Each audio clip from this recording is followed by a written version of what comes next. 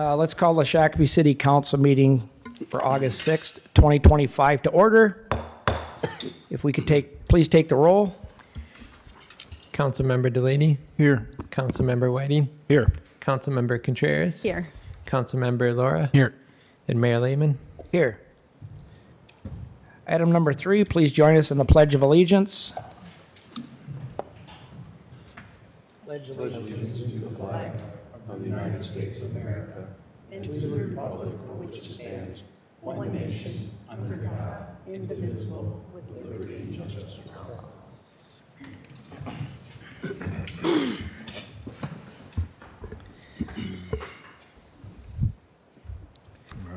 Item number 4 is a special presentation by State Representative Mr. Ben Bakeberg. Mr. Bakeberg, if you want to come on up to the podium here and have a seat. Go ahead and pull that mic close to you. It's heavy, so it doesn't seem like it wants to move, but it does move. All right, how's that? Good, sir. I'll use my inside voice. Well, thank you for having me. I don't know how special this presentation is going to be, I'll try to live up to that. But my name is Ben Bakeberg. I have the privilege to serve a portion of Shakopee and then the surrounding townships. I also represent communities of Prior Lake and Jordan and in the Minnesota House of Representatives. And I serve on 2 different committees, the Labor and Workforce Committee, formerly known as the Jobs Committee. And then I'm the vice chair or co-vice chair of the Education Finance Committee. So in my normal life, I'm a middle school principal, so that's a natural connection there. And when we came into session, we did a lot of listening so that we could really try to address the needs that were coming from our constituents across the district. So one of the pretty consistent themes that we heard centered around fraud and stopping fraud. So that was one of the main pillars that we worked for in the House to address. We're approaching $1 billion in fraud in Minnesota. So addressing that, making Minnesota affordable, making Minnesota safe, taxpayer dollars for Minnesotans, building for the future. That's the bonding bill. Those were all priorities for us. And within that bonding bill, our main focus as a caucus was really around that critical infrastructure. So roads, bridges, water, because many of our communities across the state don't have the ability to address some of those needs, and their only avenue is through the bonding bill. So we did that. I'll say in advance, if you're traveling south on 169 for the next couple years, we'll just apologize in advance. 169 is torn apart. There's a lot of really good work happening there, but that is the last stoplight between St. Peter and the metro, and as a major corridor of commerce. So it'll have a huge impact not only for the community of Jordan, but for Shakopee, for Prior Lake, and all of Scott County. So that's a major piece there. The last pillar that we tried to focus on was raising standards and reducing mandates, and that's really the education focus. And to be honest, that's where I spend a bulk of my time and energy, just given my background. And I was recently at the Shakopee School Board meeting talking to them about some specific education pieces that we're working on. So I'm sure everyone tuned into that, so for that riveting conversation. And I think it really boils down to, there's a difference of opinion where we, especially in an education area, we don't need a state-run school board. We don't need a state-run city council. You are all elected at the city level, and you should be empowered to make the decisions that are best for your constituents because you're closest to those people. So whether it be the zoning laws and a push for more affordable housing, I think we all agree with that, but it's just how do we do that? And should we allow Met Council or people in St. Paul to make the decisions, or should we have you be making those decisions about how development happens in Shakopee? I just fundamentally believe that you're better positioned to do that.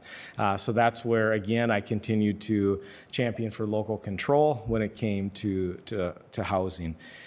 The other piece that I think is really important to keep in mind, many of the benefits that were passed in the 23-24, whether it be around paid family medical leave, earned sick and safe time. Well, earned sick and safe time has rolled out.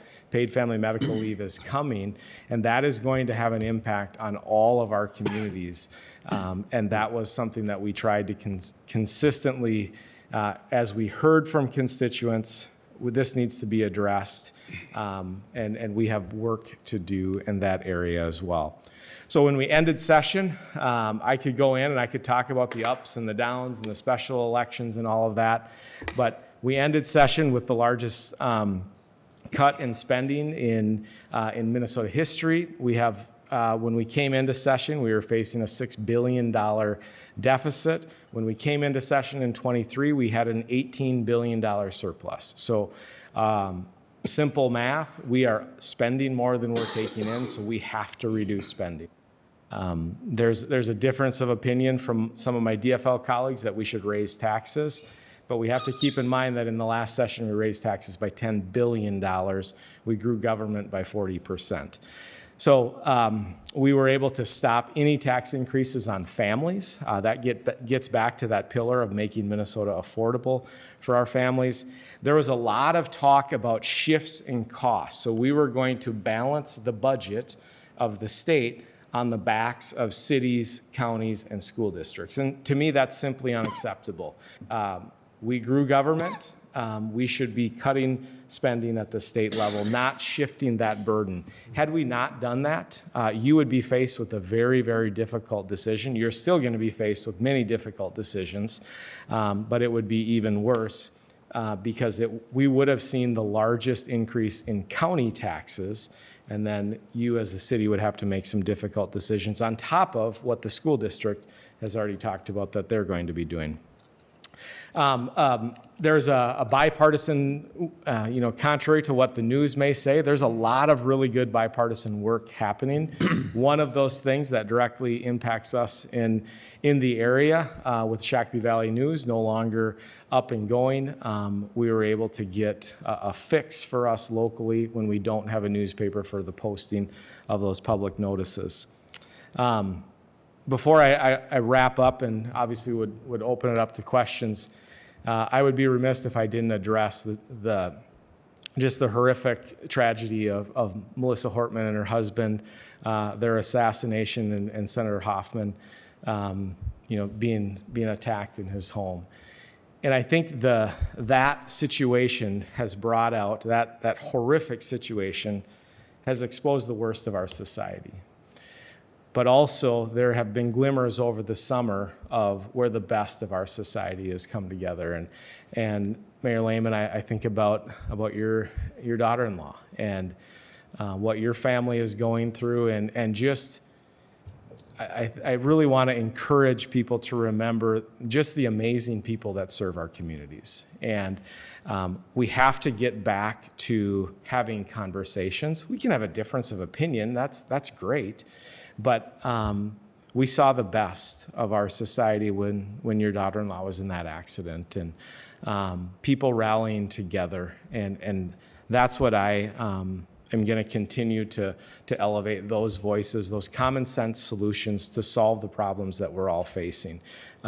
Because what happened on the evening of June 14th is unacceptable. And we have to get to a place where we can have robust debates about what we do, and then we walk out the door and we can be friends and neighbors with people that have a difference of opinion. So with that, I'd open it up to questions. Questions for Representative Bakeberg? Start on this side. Oh, nothing here. Mr. Whiting?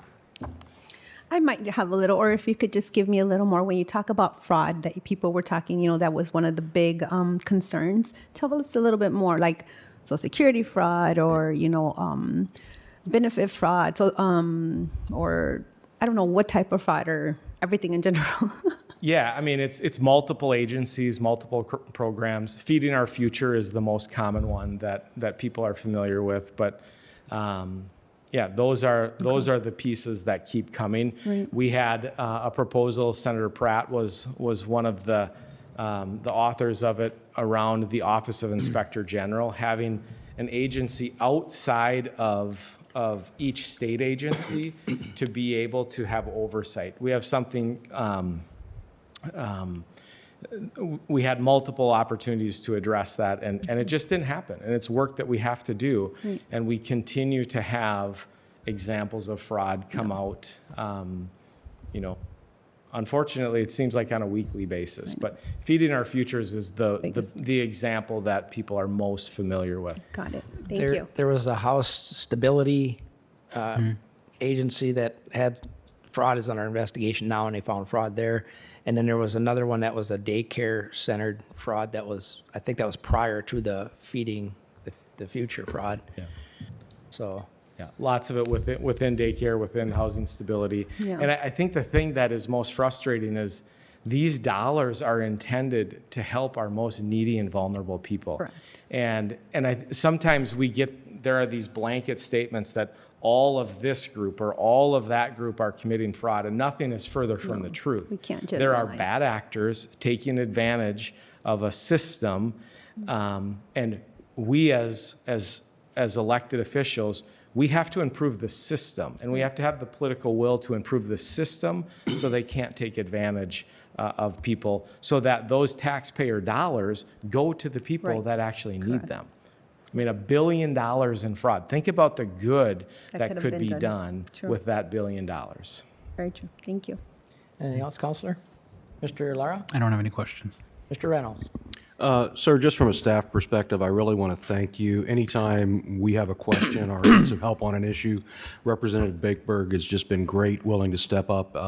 Even though you only own a small sliver of Shakopee, you've always been willing to help us out, and thank you very much. Really appreciate it. Thank you. Mr. Representative Bakeberg, my comments would be unfunded mandates, absolutely. Very difficult for cities, counties, townships. It's one thing if the state wants to put a mandate on others, but to force that funding onto us also is kind of a double whammy. And a lot of times, some of the mandates, they don't even seek the input. So we appreciate your ear on a lot of those things. Second would be the Met Council. I've been consistent for 25 years. Met Council, definitely, if we're not going to have the willpower to abolish them, this council's position has been to restructure, along with Scott County is also on that with many of the cities in Scott County, supporting that concept where you'd have a couple of county commissioners from the 7-county metro area serving in that capacity with your experts from the sewer and highway, MnDOT and stuff. And then we could hold them accountable as elected if they're not representing the area that they are elected in. Still support that concept. There just doesn't seem to be the will on either side of the aisle for that. So, Mr. Whiting? You mentioned the Met Council. Got good question for me, but I know Prior Lake, part of your area is serviced by MVTA, and MVTA is our transit provider out here, and consistent funding through the Met Council and consistent funding mechanisms for our transit, our opt-out transit providers, is something that's just unnecessary and should be fixed. Having those dollars there on a regular basis, so it's not a constant battle back and forth. Well, and I'll just expand. The bigger problem, and some people don't like to say this public, but I will, is they provide their own system in direct competition with the opt-outs and the surrounding areas, and they have a unique ability to tax and fund without representation, and a financial conflict in some of these decisions that normally would not be allowed in a normal sector. Right. Well, the idea is MVTA gets a certain portion, but the Met Council has to take care of their structural deficits first, Right. And then we get whatever's left on the table. So that's not right. We should get what's coming under those dollars that our communities are, we paid in. That's what we should get back. So if you could take I'll look at some of those MBTA things. I can definitely send some more points Tough out issue, there. been around a long time, so The talking points are probably better read. we appreciate you stopping by, Representative. Thank you. Thank you. Mr. Reynolds, I just want to thank you too for your work on the 169 funding and then the lighting of that sign too. And I was specifically talking about that and the conversation we had on that, and I thank you so much for all your assistance. yeah, and Representative Tabke deserves credit Yeah, for that absolutely. work as well. So Thank you. thank you. Thank you, sir. Item number 5 would be approval of the agenda. Is there any changes to our agenda, Nothing from staff, sir. council? Councilor Contreras, I'll make a motion to approve the agenda. is there a second to the motion? Second. Second by Mr. Delaney. Any discussion on the motion? Discussion? All in favor, say aye. Aye. Opposed? Motion passes. Item number 6, consent agenda. Any changes to the consent? Nothing from staff, sir. Mr. Lara? I'll make a motion to approve the consent agenda. A second. Okay, I am going to remove 2 items, 6O and 6U. So if you want to amend your motion to accept that, that would be in order. I'll make a motion to approve the consent agenda as modified. And the second was Mr. Whiting? I'll accept that. Is it O? And you. Right. O and U, correct. All right, any discussion on the motion? Mr. Reynolds, if you'd please read the consent agenda. Thank you, Mr. Mayor, members of council. These are the consent agenda items for Wednesday, August 6th. 6A authorizes final acceptance and payment for the Eagle Creek Boulevard and Beerling Drive Roundabout project. 6B authorizes final acceptance and payment for the Colburn Drive Extension project. 6C declares costs to be assessed and establishes a public hearing for the 2025 full-depth pavement reconstruction project. 6D accepts a proposal from WSB for design and construction services for the Quarry Lake Erosion Restoration Improvements project. 6E addresses surplus equipment. 6F awards a contract for Marystown Road reconstruction project. 6G approves off-sale and Sunday liquor licenses for Booze Bros doing business as Express Liquors. 6H approves 3.2 on-sale wine and Sunday liquor licenses for Soy 21 Asian Bistro and Bar. 6I approves the Traffic Safety Committee recommendations for traffic control changes. 6J is the Minnesota Department of Public Safety's Towards Zero Deaths Enforcement Program grant application.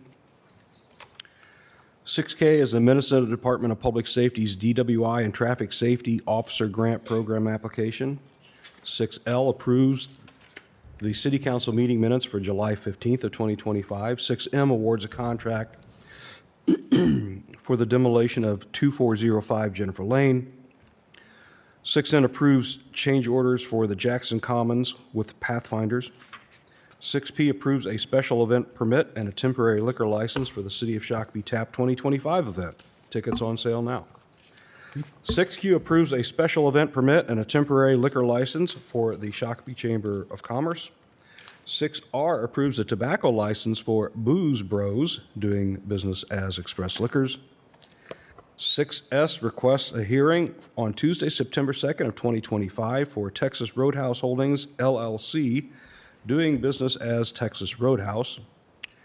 6T authorizes execution of a local road improvement program grant agreement with MnDOT for the Marystown Road Reconstruction Project.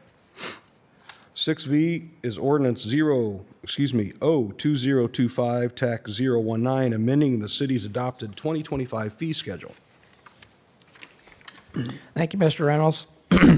Any further discussion on the motion? Discussion? All in favor, say aye. Aye. Opposed? Motion passes.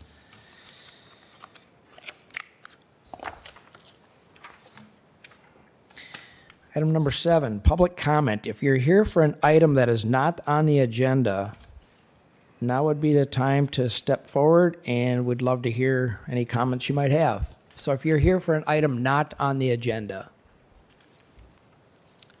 anybody here for a item not on our agenda? Okay, seeing none. Item number 8, business removed from consent agenda. I removed 2 items. First one, 6O, and it's a contract for Houston Engineering for civil work for an amount not to exceed $35,000. The question that I had was, we originally had a contract for an architectural firm to do this same work, and now we're getting a different one, and we're adding a little bit to it. So, Mr. Kursky? Mayor Council, Miller Dunwoody is the architect, so we have that contract. Confluence is doing the landscaping, and we had SCH as doing the civil engineering 2 years ago. They have been unresponsive and are holding up the project, so we interviewed Houston Engineering. They are ready to go and get the project done because that's the last piece, the civil engineering that we need completed. Okay, so if we had somebody hired and they're not being responsive, any dollars that we had to them is going to this other firm?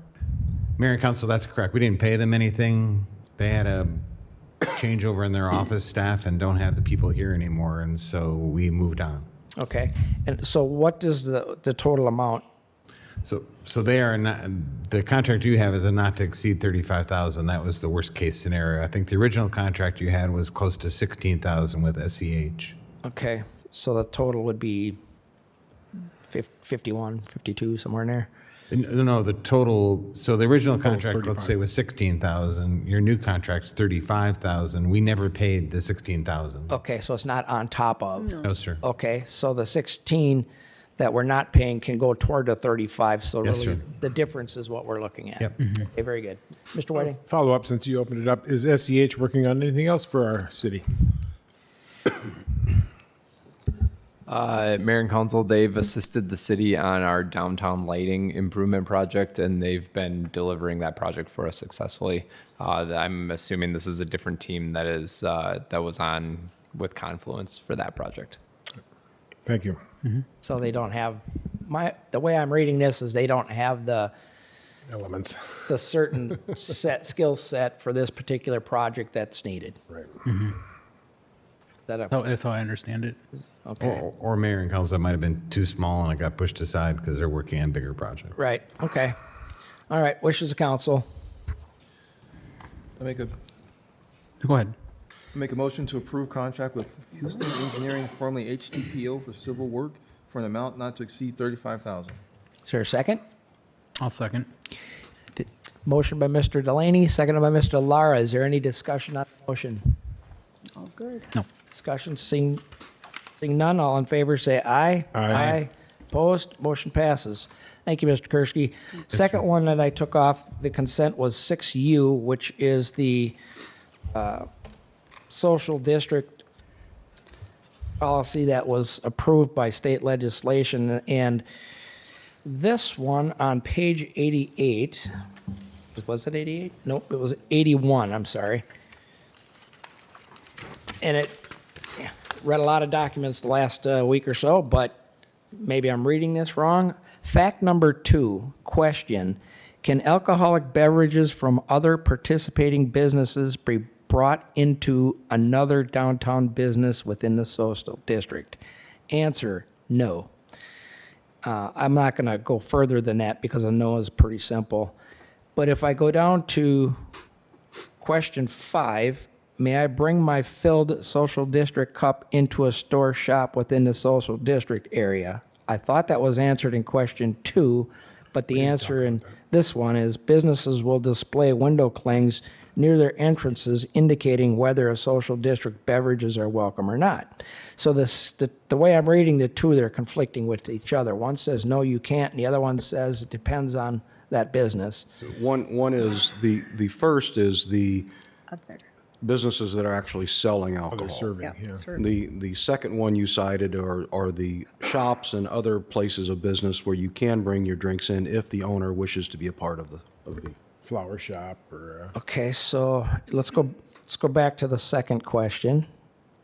can alcoholic beverages from other participating businesses be brought into other downtown businesses? So Mayor, the qualifier there is participating businesses, so that refers to businesses that are selling alcohol and using the social district cups. Right, but right below that in the answer where it says no, it says alcoholic beverages purchased from one location are prohibited from entering another establishment regardless of whether they participate in the social district.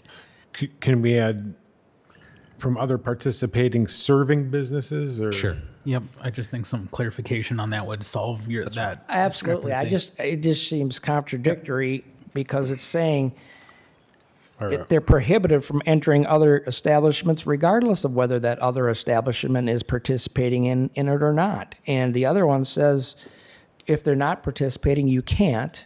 So Just Mayor, I use think serving your point we need to clarify is Yes. there are people serving alcohol and there are businesses that are retail merchant businesses. So you cannot go into any alcoholic serving business with your cup.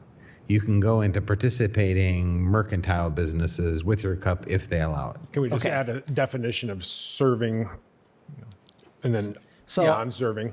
We'll make it clear. It's a simple. We'll just say alcohol serving establishments. in the I mean, first if we can do that now, I'm good with it. I just Yeah, wanted we'll make it clarification. Otherwise, do we want to bring it back? What's staff's wishes on You that? don't need to bring it Just back. clarify that. Don't have to bring it back, just clarify it? Okay. So I would say on your two, can alcoholic beverages from other participating serving businesses, alcoholic serving businesses be brought into other downtown serving social district businesses? That would be no. That's serve alcohol. And you can clean up that language on that one, I think, but that sounds about right, wouldn't it? And Mr. Thompson can probably weigh in. And then 5 was what?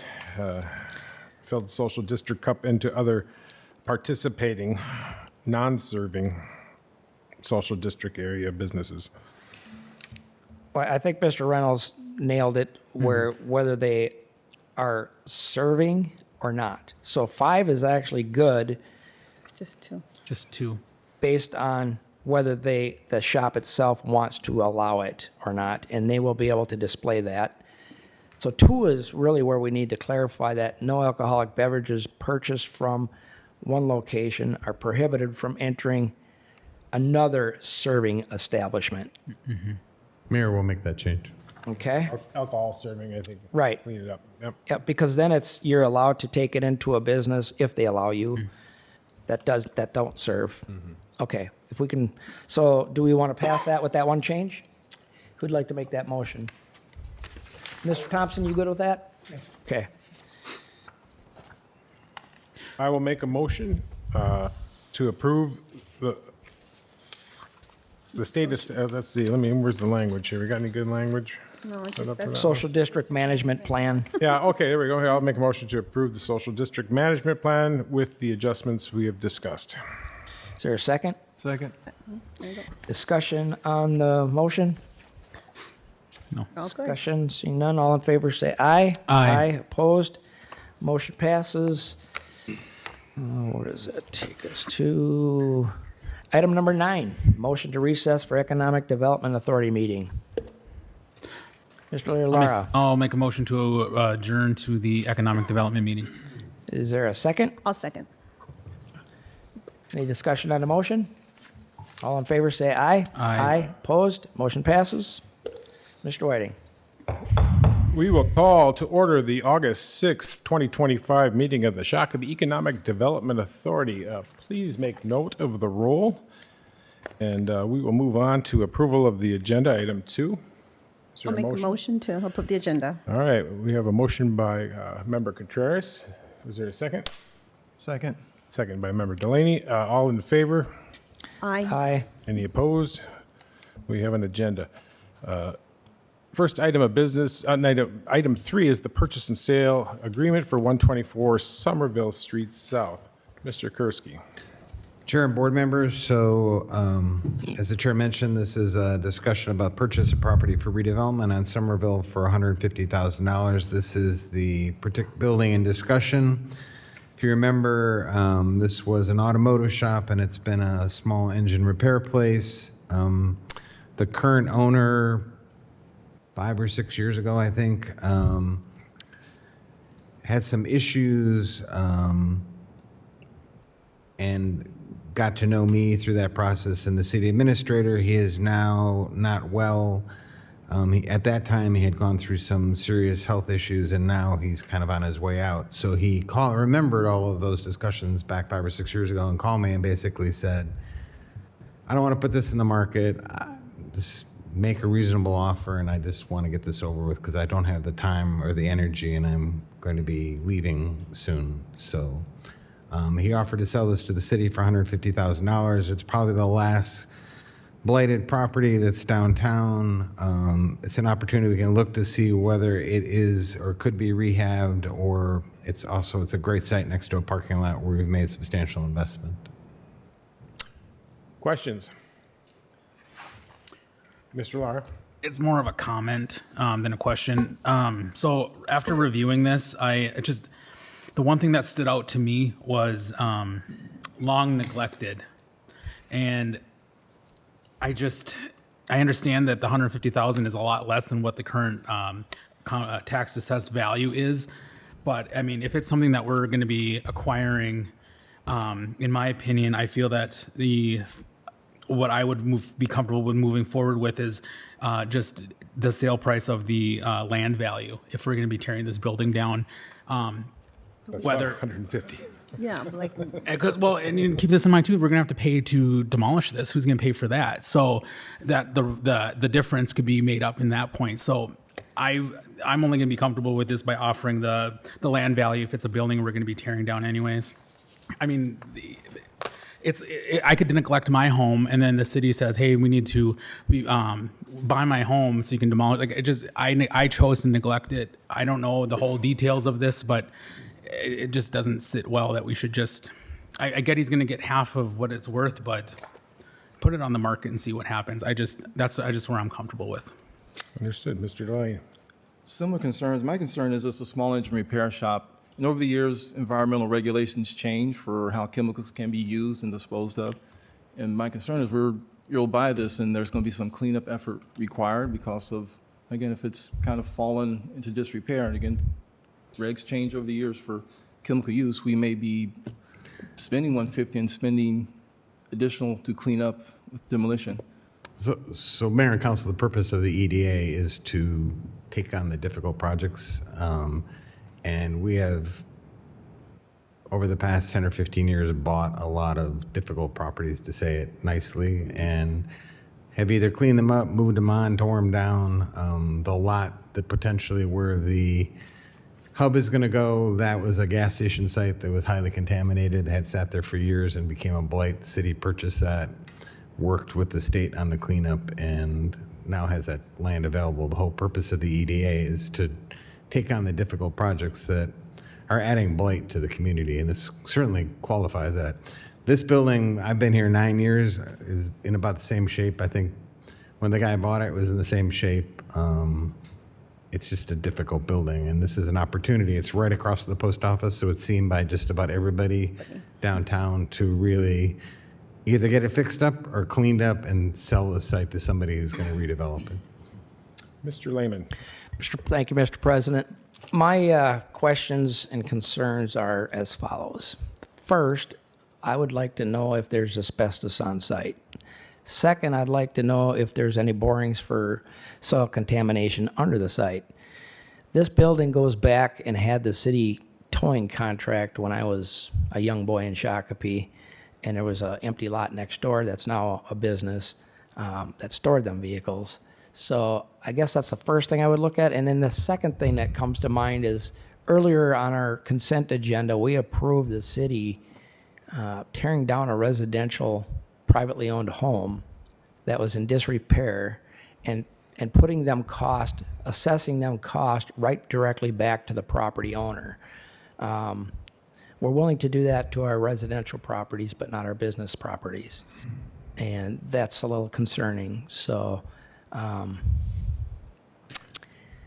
yeah, that's my comment. So Mayor and Council, the difference is that property has been vacant since 2011 and had fire and the roof collapsed and a bunch of other things. I And understand. Not in a redevelopment area, in a single-family neighborhood that's Attractive undergone nuisance. millions of dollars of investment. Yep. This is in our redevelopment area, and over the years, I think the city's had a pretty effective program at removing blight. This is kind of our last blighted building. Go ahead. Mr. Chair, I share Commissioner Lara's concerns that, we don't know if there's contamination. We don't know if there's asbestos. We don't know we don't know what it costs to tear it down. It's obviously probably not something that you repair. And them two factors are going to weigh heavily on whether there's any kind of redevelopment on this site, or potentially put us in a position of millions of dollars of TIF, which is future tax dollars, no longer coming off the property, where today we're actually collecting tax dollars off the property. So it could be a lot more than what's before us than $150,000, and I suspect it probably will be. So, Mayor, I would suggest that we could enter into a contract that would allow us to enter the property now and see, because it doesn't matter whether it's us or whoever buys it's going to have to deal with those issues and do the environmental testing and then come back to you, and then we can negotiate down the price if it's a big number, or if it's not, then we can move ahead. Anything else? Any other comments? So I have a lot of history, and I know Mr. Lehman probably has some history in this building. I think it was a livery stable before that, even in the past. And I know it has the sway roof. I think it was built like that. That's how they built those roofs and everything. I don't think it's going to fall down like many people do. This has been, this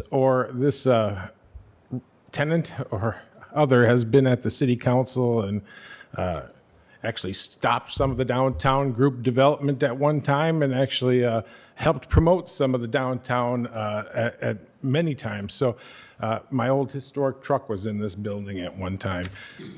I see this, though. Remember, we always hearing things about we need more parking downtown. Well, here's the spot.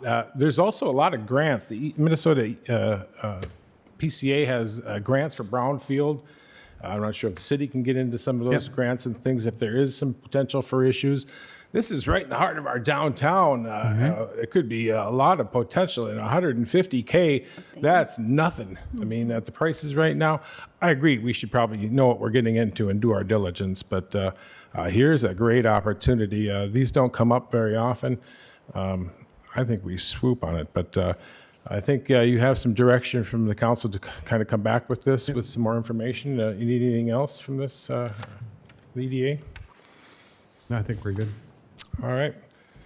Any other questions on this item? No questions. All right, we have, we'll come back with that. We have our bill list as item 4A. Any questions on the bill list? No questions.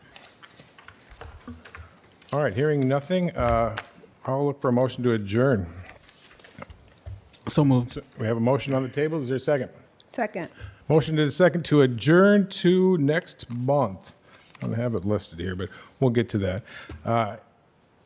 All in favor, say aye. Aye. Any opposed? We adjourned. Did you? Do we need a date specific for that, Mr. Thompson? No. No? Okay, very good. Next month. Okay, we reconvene the Shakopee City Council meeting. We are on 11A, monthly financial review. Finance Director Reinhardt. Floor is yours, sir. Sure. Good evening, Mayor and council members. So tonight I'll be covering our monthly financial report through June, which will also include the second quarter investment report. Here is the general fund through June 30th, so that we're at the midpoint through the year. This is probably the first time we can look at this report and get a good feel of where we're at and where we're going from a financial performance perspective.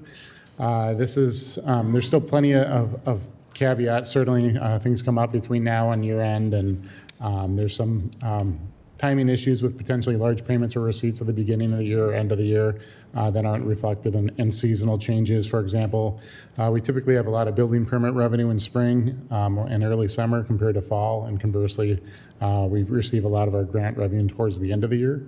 But June 30th typically is the best time to look at our monthly report with some confidence of what to expect for the year. So with that being said, if you look at the bottom line, which is literally the bottom line of this presentation here, revenues are exceeding expenses at $3.14 million. which is positive at this point in time. If you compare that to where we were last year, we were at 1.78 million. And last year, we ended up pretty significantly positive for the year. So there's some confidence that we're on track to be ahead for the full year this year as well, which is definitely an excellent position to be in. On the revenue side, we were at 58% of our budget targets. We did receive our first half tax settlement. Building permits continue to track ahead of budget targets, as well as being up from the previous year. Charges for services are tracking ahead primarily from engineering fees related to development, and then miscellaneous is also ahead primarily from interest earnings. And then, as I mentioned earlier, intergovernmental typically will be a little bit behind until we receive most of the revenue in late fall. On the expenditure side, we are within our budget target in total, and I would consider each department reasonably in line with budget expectations for this point of the year. There are three red arrows, which are mayor and council, finance, and building inspections. They're over their budget targets at this point, mainly because of the timing of large payments for annual dues, assessing and audit contracts, and software contracts, all that had beginning of the year, full year payments. So as the year progresses, I would assume that these departments will come within line with the budget or be very close. So I've also included in the council packet the second quarter investment report. This slide shows interest earnings for the second quarter in comparison to the previous 4 years, the green line being 2025. We were at about 1.4 million through the second quarter, so slightly up from last year. My expectation or best guess is that we'll end ahead of last year and probably around 2.7 million for the full year in regards to interest earnings. And I always look at it from the standpoint of anything we can get in return for interest earnings is just less that we need to levy for. So we look at it from that perspective.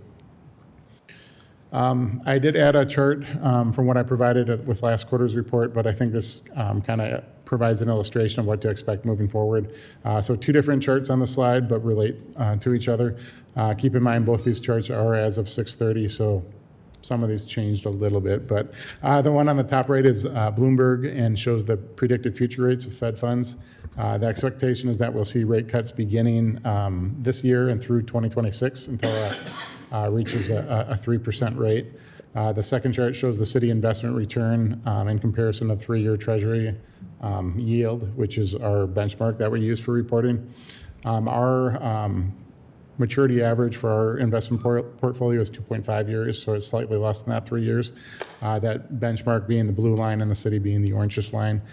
We have stayed fully invested, meaning anything above what we need for operations we've invested, which generally works out to our advantage, but you can see there has been times, at least in the past couple of years, if we just had held cash that, or a money market account, it would actually be returning a little bit better. So there are those little stretches of time that does happen, but generally speaking, your investment return is better in the long run when you're fully invested and you have longer maturities, because typically the longer maturities will have a higher rate of return.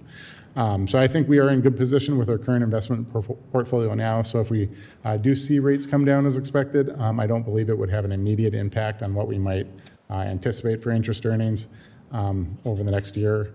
And I would presumably see us, if interest rates were to come down, that we would end up being, that our orange line would be ahead of that benchmark Treasury that's shown on that bottom chart.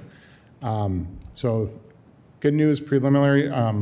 I was just going to mention too, now that we're starting to get into budget season, I would anticipate that even if interest rates were to come down, that we would budget an increase for investment income for 2026 because of that.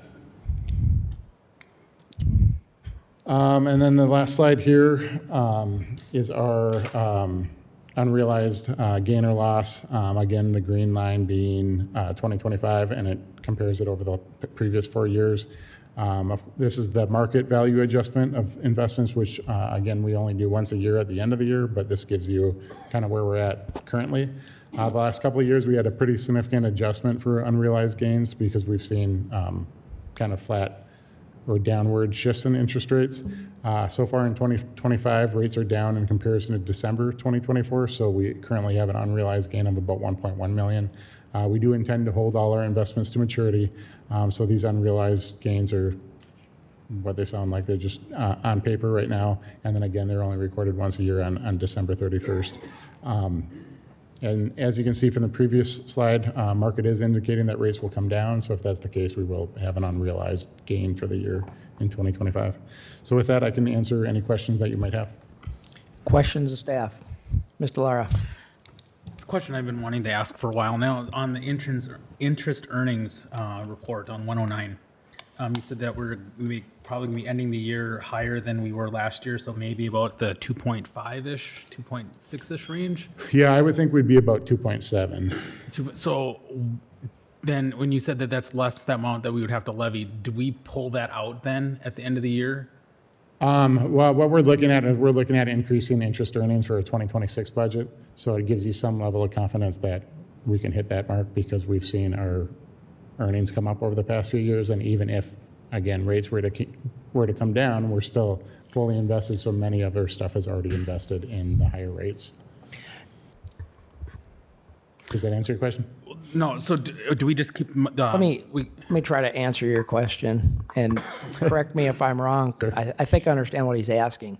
Typically, what councils have done pretty consistently for many, many years, decade or more, is if in fact that plays out and there's interest earnings, a large portion of that has been dedicated into the capital improvement fund as a funding source. We also levy some dollars on the general taxpayers for the capital improvement fund. The amount that we levy isn't enough to sustain that fund, but year after year in consistency of various councils by making these shifts have helped keep that levy dollar amount down. Prop up that fund. So Is that correct? Yeah, I would say that's correct. And to kind of put a different spin on it too. So indirectly, it will be less dollars we'll be levying next year because we'll be budgeting more interest earnings instead of budgeting levy to pay for these services. Because interest earnings can be spent anywhere you want. There's no restriction on how you spent that. So you're just basically offsetting your general fund expenses.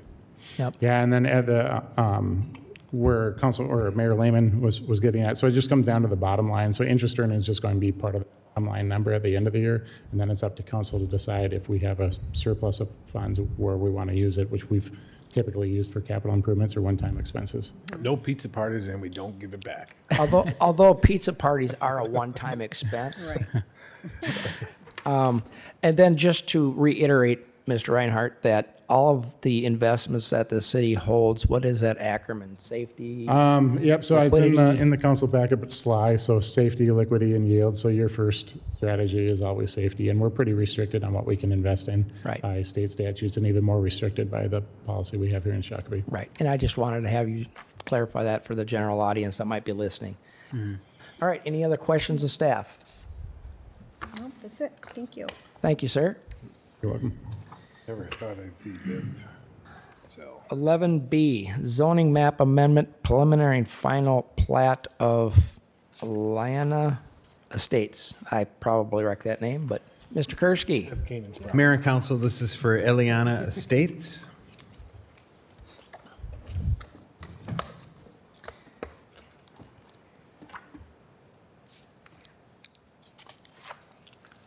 So this is a rezoning preliminary plat and final plat concurrent of Ileana Estates. Rick Osberg from James R. Hill is the applicant on behalf of LA LLC, Ryan Real Estate and 11010 Homes, and Beverly Canaan's Revocable Trust, the property owner.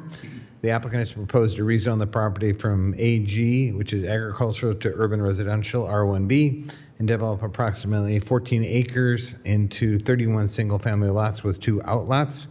One would be a storm pond, the other is a wetland, which would be dedicated to the city. Property is currently guided suburban residential, 3 to 6 units an acre. The development meets the minimum requirement. The proposed lots meet the R1B standards. Utilities are available to the property. The development will be served by 2 cul-de-sacs with access to Mystic Lake Boulevard to be removed. Sidewalks are proposed on the north side of both cul-de-sacs and the east side of Avon Lane. Trails will be installed from each of the cul-de-sacs to connect to the existing trail system in the Valley Crest development to the north and the county's trail along County Road 83. Staff is working with the developer to determine the appropriate amount of replacement trees per the provided tree inventory and finalize the landscape plan. Cash will be required for any trees not able to be planted on the subject property or in another location acceptable to the city. So here's the site.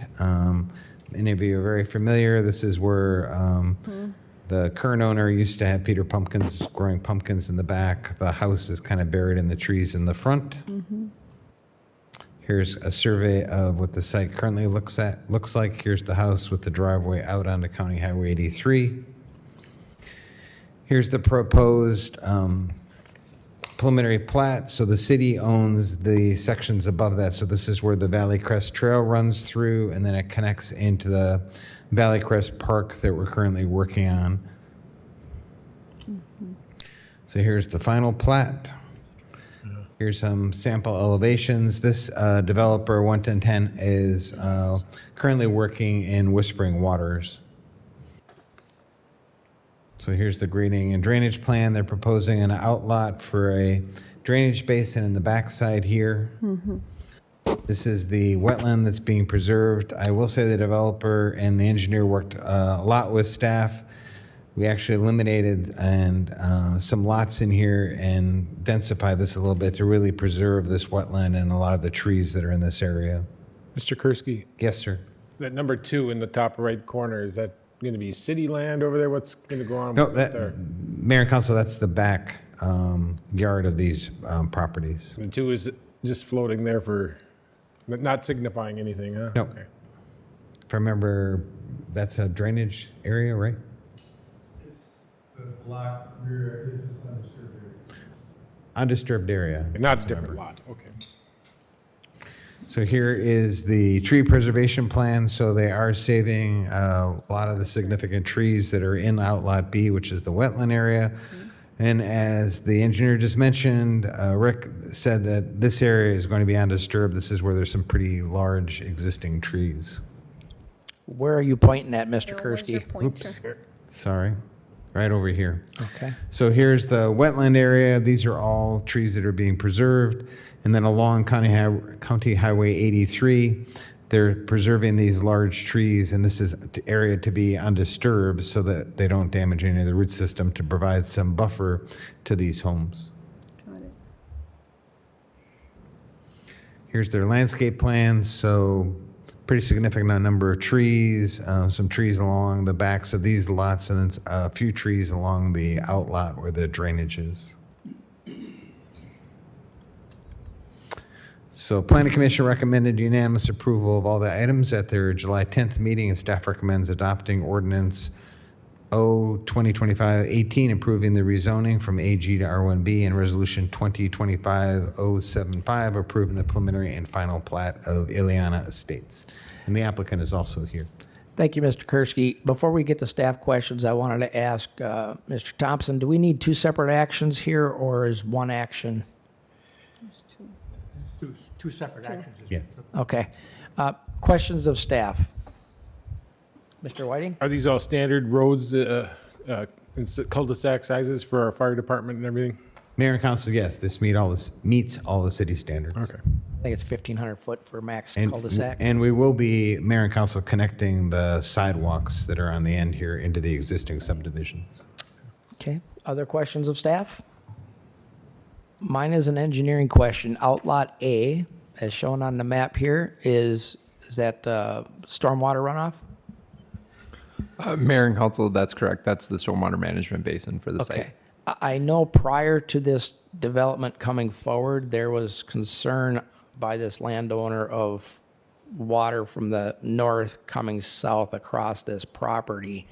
And I know we put a lot of different infrastructure in for high water secondary outlets and things like that to go around the west side of the property and down to the channel that runs on the south side of the property under County Road 83.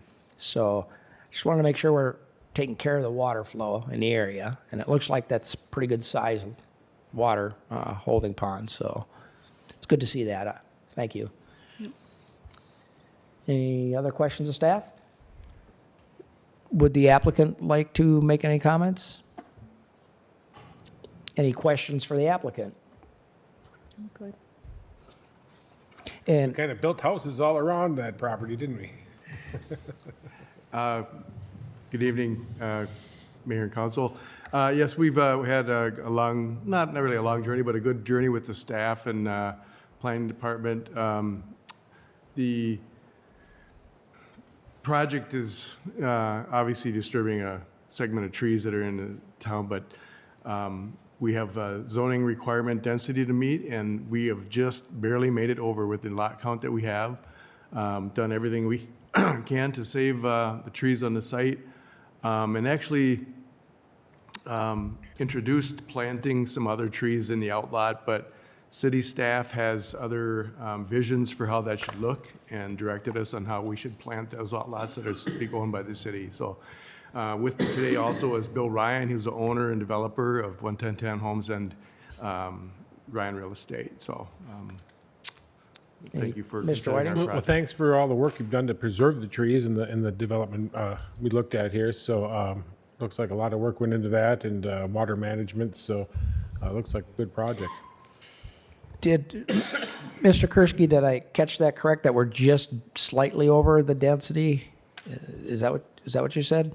Correct. We just Mayor and Council, you know, the minimum density is 3 dwelling units an acre, and just a heads up, the Met Council is now calculating it slightly different. We just had a project that we spent months working on for a very small subdivision. They all approved. Now they come back to say they don't think it meets it because of some of the outlot issues. So it meets it today. We will be back to the Met Council to ensure that they agree with us. If you need help at that meeting, I'd be willing to go along. So what is our density on this final plat? I'm sorry, I couldn't hear you. What's the density on It's 3 point, 3 point, no, that ain't it. not very, it's at close to the bare minimum. 4 or something? 3.04, I believe.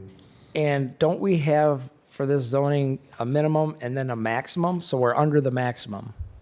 Mayor and Council, it's 3 to 6, so the Met Council minimum is 3, and so you can see how difficult it was to even meet the minimum in sites, and so how, Right. if you all know, for the next comp plan, the requirement's going to be 3.5, and as staff, we haven't figured out how we're ever going to be able to meet that. Like I said, I'm willing to go to that meeting if you want me. Any other questions of staff or the applicant? No. Thank you, sir. Thank you. Wishes of council. Councilor Contreras. I'll take the first one. So I'll make a motion to adopt Resolution O 2025-018, approving the zoning map amendment, rezoning the property from agricultural preservation AG to urban residential R1-B. Is there a second to the motion? Second? I'll second. Councilor Lara? I'll second. Discussion on the motion. Discussion? Seeing none, all in favor say aye. Aye. Opposed? Motion passes. On the second question, Mr. Whiting? I'll make a motion to adopt Resolution R 2025 TAC 075, approving the preliminary and final plat of Eliana Estates. Second. We have a second by Councilor Contreras. Discussion of the motion. Discussion. Seeing none, all in favor say aye. Aye. Opposed? Motion passes. All right, welcome. That takes us We'll to, have to welcome some new neighbors soon, right? item 11C, Community Center 2026 fee structure. Director McNutt is here to do a presentation, providing our equipment holds out for us. Fingers crossed. Okay, good evening, Mayor and council members. I am here today to talk about a proposed fee increase for the memberships and daily admissions at the Shakopee Community Center beginning in 2026. So the action that we are seeking tonight would be to approve the proposed 2026 membership and daily admission, and this would start in January of 2026. I want to bring this forward now. I know it seems super early for a couple key reasons. The first and most important in my mind is we want to make sure that we're allowing ample time to communicate with our current members regarding the price increase. There's also a fair amount of administrative work in adjusting pricing packages, and so we want to make sure that we're being proactive with preparing for that. And then finally, as you are aware, we're currently pursuing our CAPRA accreditation, and we want to implement a methodology to determine our membership pricing and structure as we move into the future. And since the community center is one of our largest, our community center memberships and daily admissions are one of our largest sources of revenue for the Parks and Recreation Department, I wanted to make sure that you guys were able to see this prior to us bringing our comprehensive revenue policy, which is part of our CAPRA accreditation, which will likely be coming to you later this month. So before we get started, in your packet, I had created a quick reference guide. If you don't have that easily accessible, I brought copies, but I sometimes think it's very easy to view it all on one sheet. We're gonna break it down tonight, but if you need that, I have that. To give you a little bit of comparison, I wanted to show you how we compare to other municipalities that have similar community center facilities similar to Shakopee. So we looked at Eden Prairie, Chaska, Shoreview, and Inver Grove Heights. I also included Dakota Sport and Fitness, but I just wanted to call out that they are priced closer to the private sector really than the public sector. But since they're close in proximity, I wanted to showcase their prices as well and just how we compare. So looking at this slide, this is our annual membership packages and what we charge our residents. We currently now have resident and non-resident rates, and we'll talk about that a little bit later, but we want to start with our resident prices because we're here to serve our residents of Shakopee. So as you can see, we are pretty significantly behind in comparison to other lake facilities with our annual memberships.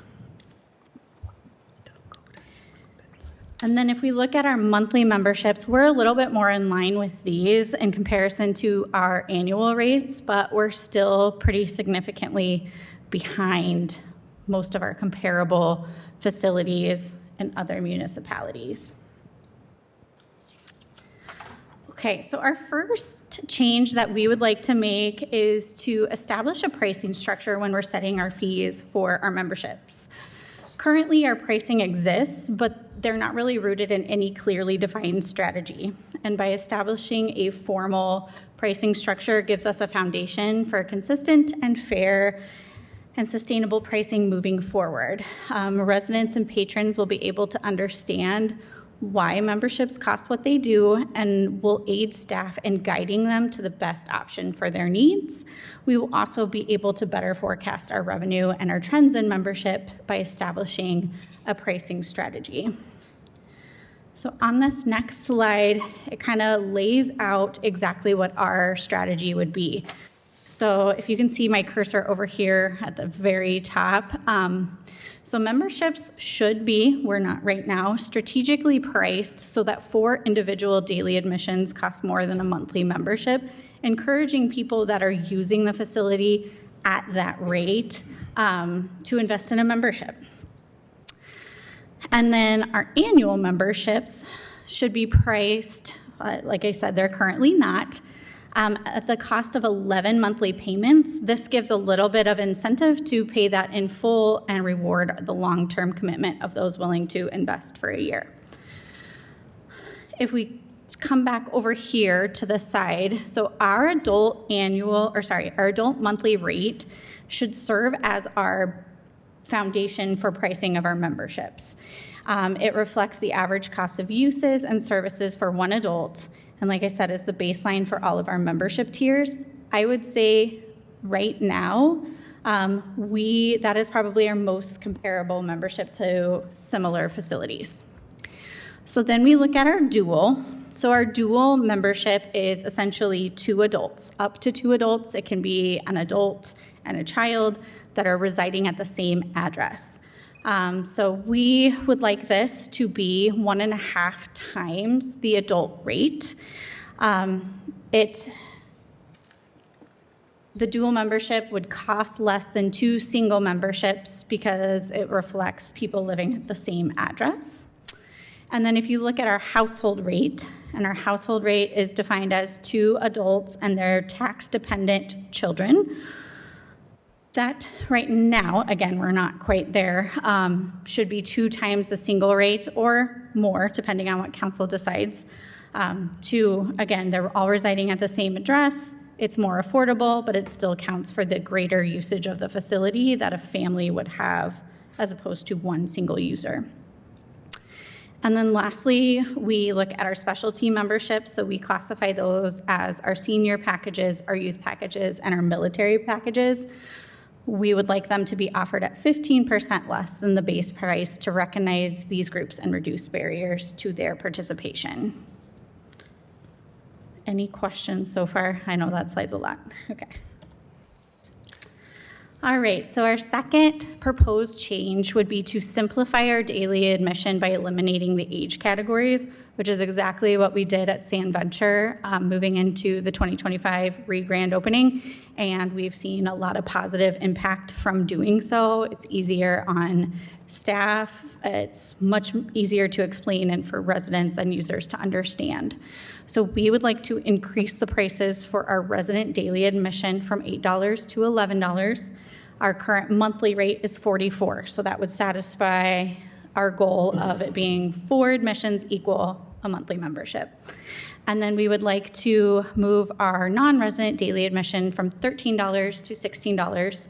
And these prices would now be completely in line with Sand Venture. So it would cost the same to go to Sand Venture as it would to go to the community center.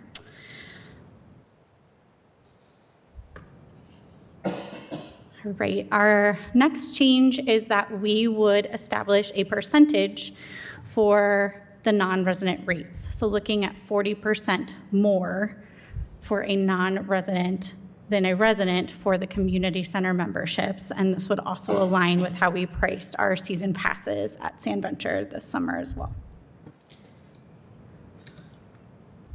All right, so now looking at what we are proposing, this pricing methodology and that structure that we want to get to is not going to happen in 1 year because we are so far behind. I think the impact to our current membership base would be negative. I think we would see people no longer wanting to be a member due to a huge price increase. So we want to kind of phase this in over the next, I think it could be 2 to 4 years. But starting in 2026, this is what we are proposing as a change for our monthly memberships. So if you look in these first columns, this is what our resident rates, and then next to it is our non-resident rates. This is what we're currently charging, and then this is what we would like to charge moving forward. And then our annual rates, which are a little bit further behind.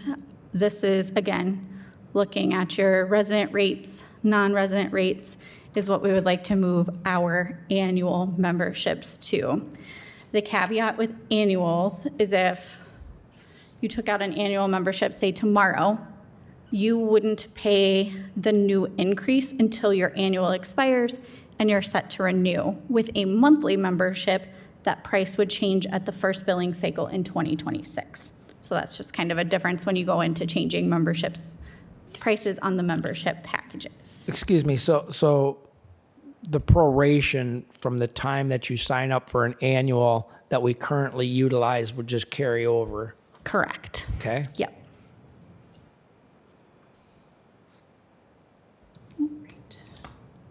So our recommendation would be to approve the proposed 2026 fee increase for the Shakopee Community Center and daily admissions. And with that, I will stand for any questions. Thank you. Questions of staff? Mr. Delaney. Just one question. So if you bypass the Sand Venture, you still have to buy a membership at the community center, not That is correct, yes. One or the other, yeah. Run that by me again. So if you want to go to Sand Venture, you have to buy a community center pass? No, they're completely separate. Okay, I misunderstood. Yeah. Okay, other questions of staff? Mr. Lara? Didn't we at one point have a joint, if you had a community center membership, you could get a Sand Venture membership at a reduced cost? I believe that was, and with the 2025 increase, we did or change in prices for Sand Venture. We did eliminate that. This year in 2025, we did our 25% off for the 2025 reopening at Sand Venture. Yep. And when we did that, and that was such a great deal, we didn't really move forward with it. But what we would like to do in lieu of that discount is offer kind of like a promotion or a sale for community center memberships prior to Sand Venture opening, so they could still take advantage of that discount, but it would be more of a promotional time period, if that makes sense. So are we raising rates because of the CAPRA? No, we would like to Accreditation? raise rates because we are so far behind with our comparable municipal facilities. And what do we expect to do with the additional $250,000? Well, it won't be additional $250,000. It'll be $250,000 that we don't have to levy for the operations of the community center. Okay. And that is with our current membership base. So if our current membership base stays exactly the same, that's approximately what it will be. Our goal is obviously to increase our membership base, but at what growth that will be is hard to predict. So we wanted to be very realistic and conservative with that number. I remember the lookout being an issue when we raised rates. Is that staying the same? Yes. That's all I got. Whiting? No, I understand how CAPRA wants you to have a structure and a plan so that they can see how your policy is set to grow and everything. So that's and it also kind of eliminates the whims of the council a little bit, saying, "Oh, we got to raise the rates too," but because we have a policy that drives that. So, with that, I'd make a motion to approve the proposed fee increases for the community center, beginning in 2026. Is there a second? Second. Mr. Delaney, discussion on the motion? Just really quick. Counselor? So I was just looking at the back, the one you have, the proposed one. So for the adult, the monthly memberships, they're 44. They're going to stay 44. We're going to stay 44, and the primary reason is because if we stay 44 and we raise our daily admission to 11, that satisfies our goal of the four. If we got were it. to increase that, then we'd have to increase daily admission even more, and I hesitate doing that. Got Yeah. it. It Right makes now. sense. Okay, perfect. Thank you. One of the goals that, one of the ways I've looked at this over the years is there's a portion of this that is subsidized by the tax base at large in a general levy. And then there's a portion of it that is subsidized by the taxpayers of Shakopee to those that utilize it that are not residents of Shakopee, the non-residents. And then on top of that, you have the comparables to other sites that have the same type of offerings and what they're charging. And then on top of that, you have, what's your heating and electric cost increases and payroll increases and all these other cost drivers. So for me, I'm looking at this as trying to keep the balance going forward. Just maintain, yep. And that's a good idea, actually. So I support that. And if I'm seeing this, by all means, correct No, me. you're absolutely correct. We want to be affordable, but we also want to make sure that we're being responsible too. Yep. And there's a lot of costs that go into this that aren't borne by, that are borne by people that, don't use it. And there's a lot of these costs that people are benefiting from that use it that don't pay taxes here for the infrastructure costs. So, yep, definitely some balancing. Any other? Okay, we do have a motion and a second. One comment. Thank you for putting that together because I like to see when you have something to tie the rates back to, actually answer people's questions versus just kind of grabbing random numbers and saying, well, we just decide to charge. So actually putting a base of that really helps. Well, It no, makes such a big difference, especially for our frontline staff, trying to help those who want to be members understand what options right for them, because we have a lot of different options. It's kind of complex. So to have a structure, and again, it's going to take us a little bit of time to get there, but it's going to make everyone's experience much more positive. Thank you. All right, any other discussion? All in favor, say aye. Aye. Opposed? Motion passes. Thank you. Thank you. 12A, review preliminary 26 to 30 capital improvement plan. Mr. Mayor and members of council, a reminder, this is a workshop session now, so that means you can interrupt. We don't normally go through the protocols of an official stoic meeting. Feel free to ask questions, feel free to stop, feel free to interrupt, feel free to have a discussion off to the side. Workshops are designed to be more of a time for discussion, for ultimately giving us direction at the end and less formality. That'd be nice. But be nice. No throwing stuff. Good evening, Mayor and council members. So you should have received the full CIP book as well. Obviously, a lot of pages can't cover everything, but I'll do my best to at least summarize the information. And as I go through the presentation, might not be able to answer every specific question you have on each project. I know Mr. Jordan is here, Mr. Kursky, Mr. Egan. They might be able to answer those questions, or we can certainly get back to you if we don't have the answers. I forgot mine. So I'd like to provide a little bit background and context at the start. The Capital Improvement Plan, commonly referred to as the CIP, non-binding document of future intent of city capital projects over the next 5 years. We also have updated a 15-year CIP and a 20-year equipment replacement plan.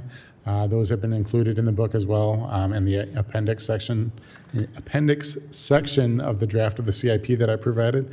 The process and document itself allows the city to plan for larger and more complex projects. By design, the CIP is fluid because priorities can change dramatically based on current circumstances. Ultimately, the 2026 projects listed in the plan will be incorporated within the 2026 budget and approved with the adoption of that budget. And then our purchasing policy requires council approval on any project or any item purchases over $25,000. So all projects listed in the plan, at least the vast majority of them, probably all of them, will require separate city council approval before the projects move forward. The CIP is a prioritized list of capital projects based on the estimated year needed and then based on anticipated funding opportunities. The full priority definitions are within the CIP book, but I'd like to think of the 3 priorities as have to do, smart to do, and want to do. And then one slide on the schedule. Our plan is to do the preliminary review tonight. And then whatever feedback that we have, make those changes or respond to those, and then bring this back in October for final approval. And then the projects again for 2026 will be adopted within the 2026 budget in December.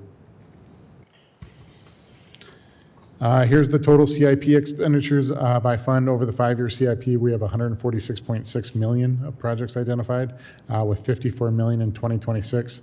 The larger projects included are within the Buildings Fund, Capital Improvements Fund, the Equipment and Park Development Funds. I will go through each one of these funds in slightly more detail. And then here's the funding source summary. Always try to emphasize that it isn't necessarily property tax that is funding these or even the primary funding source. When the sources are listed as fund, revenues can include non-project specific revenues for that fund. So such as the capital improvement fund there, that's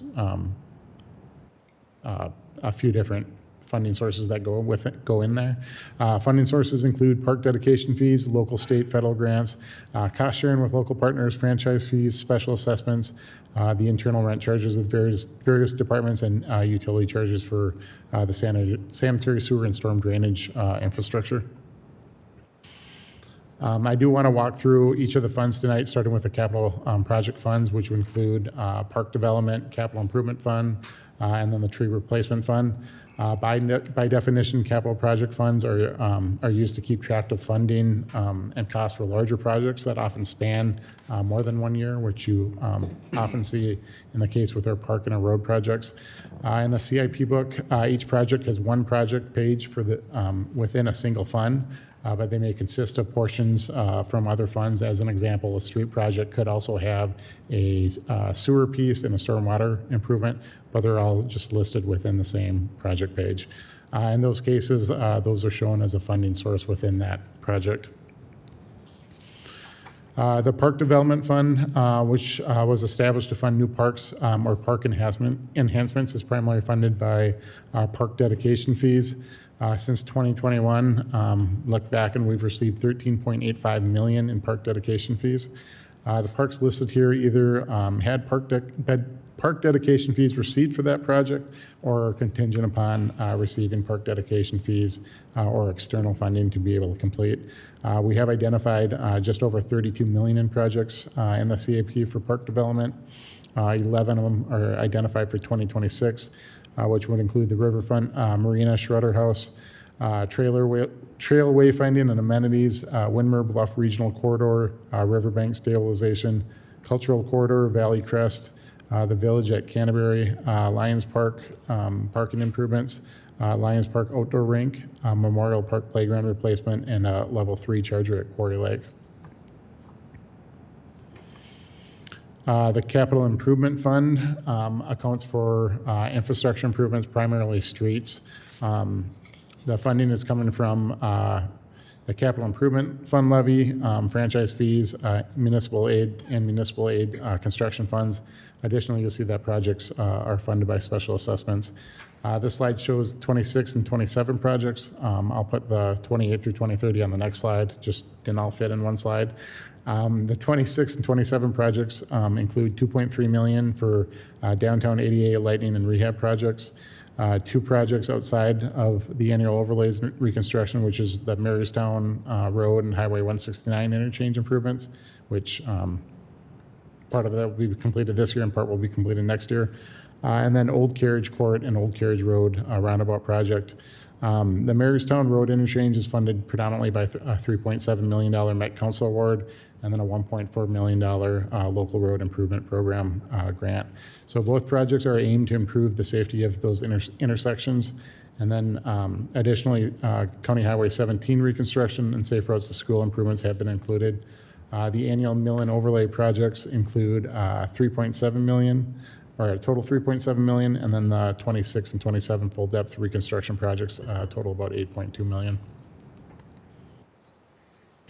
Here are the remaining projects for the CIF fund, $36.5 million covering just 28 to 2030.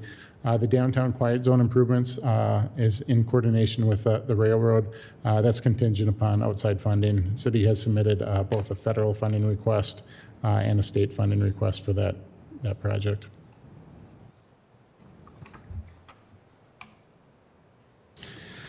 Here's the funding source summary for from the CIP book for the Capital Improvement Fund. I did highlight the amounts here that didn't have a specific source of funding. As you can see below, with the funding sources identified, state aid, special assessments, and cost sharing, they're all listed out separately. So the only reoccurring funding that is being provided that makes up that capital improvement fund line item is the capital improvement levy and the franchise fees. Those revenues annually add up to about $2.15 million. So you can see we have a gap between what we have for annual funding and what we have for annual street project needs.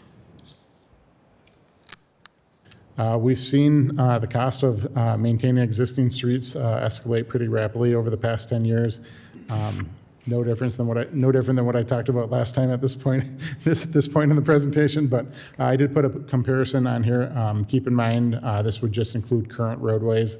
It doesn't include any new construction.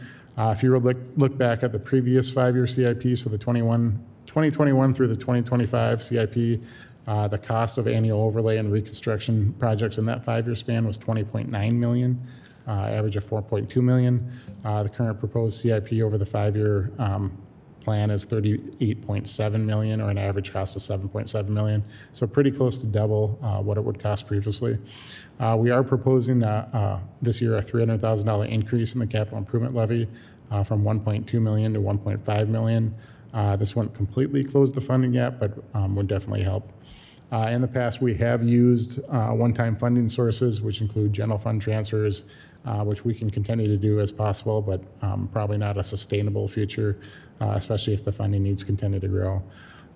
Also, we didn't build in a bond sale for 2026, but I think consideration of a debt issue to fund the street improvements for 2027 seems pretty likely at this point. Tree replacement fund, so those would be fees charged to developers for tree replacement. Obviously, any project in here is contingent upon receiving, I guess, those fees from developers in order to do any projects. Moving on to internal service funds. So our internal service funds are funded through rent charges to various departments to provide funding for future replacement of buildings and equipment. This allows us to keep consistent expense amounts in operations instead of large ups and downs depending on what pieces of equipment or what building repairs we have from year to year. The four internal service funds in the CIP are equipment replacement, park asset, information technology, and buildings funds. For equipment, I'm just going to show a slide here with 2026 and 2027 equipment. Again, it's too hard to fit all 5 years onto one slide, but the remaining years can be found in the CIP in both the CIP section and the equipment replacement schedule.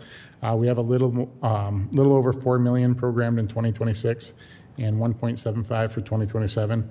The largest being 2.5 million for fire trucks, which has already been approved by council and ordered. Well, just a quick question. I noticed we added 2 electric vehicles. Do we have the tools and equipment to maintain those, or is that going to be additional cost? We do have that.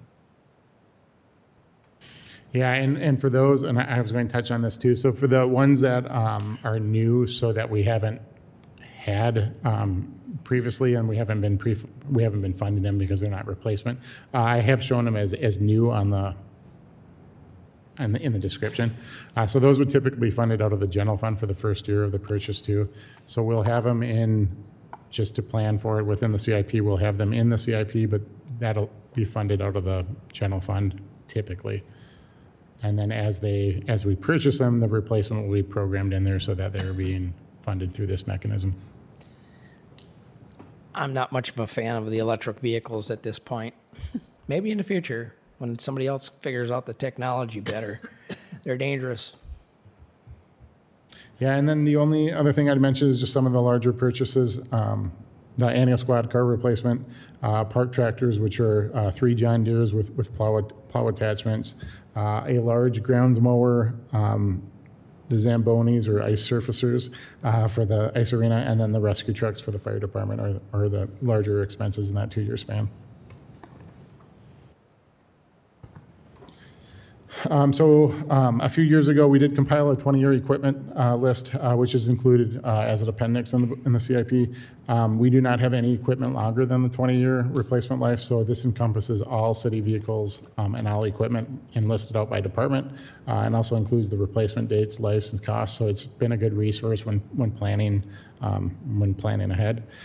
This is just a screenshot from that schedule. The listing is formatted, at least for the CIP, so they can sit side by side and you can compare the schedule. But the annual cost over that 20-year replacement plan is about $3.2 million.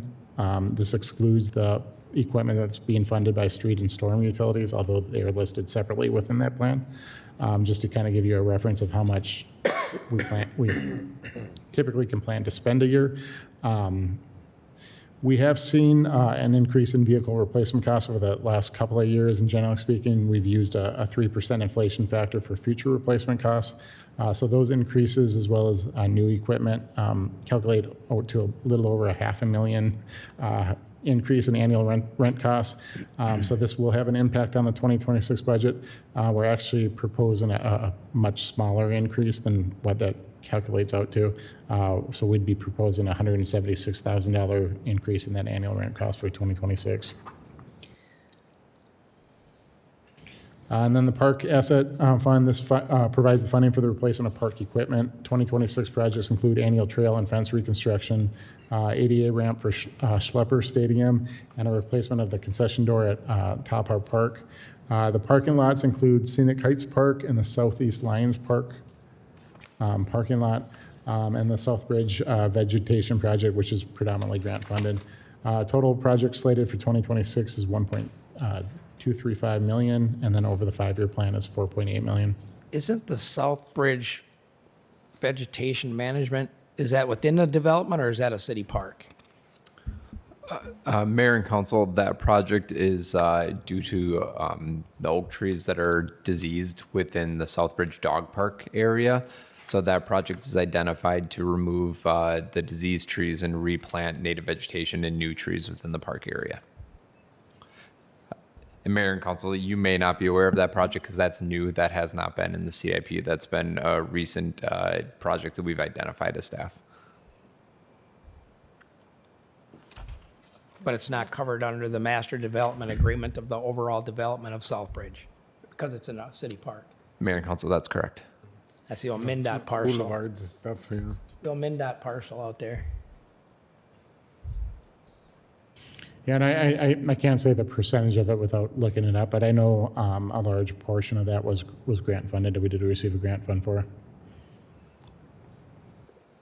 That is correct as well, and we've been applying for grants for that project, and we're going to continue to do that as well.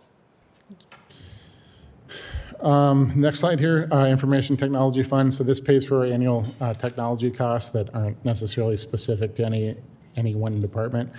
These would include costs for Logis, which is our networking costs, hardware replacement costs, software costs. Yeah, and other related costs like the surveillance cameras and replacement and stuff citywide. 2026 project cost is $828,000, and then over that 5-year plan is $4.6 million. The building. Mr. Reinhardt, can you go back to that? Can you go back one? 2029, why did it go to 85,000 under wireless access? It's 3,000, 3,000, 3,000, 85,000, 3,500. I can check on that because I don't think I remember seeing anything on that individual project page either. So I'll check with IT and I can report back to you. That's where AI takes over and Yeah. takes the money and runs for the border.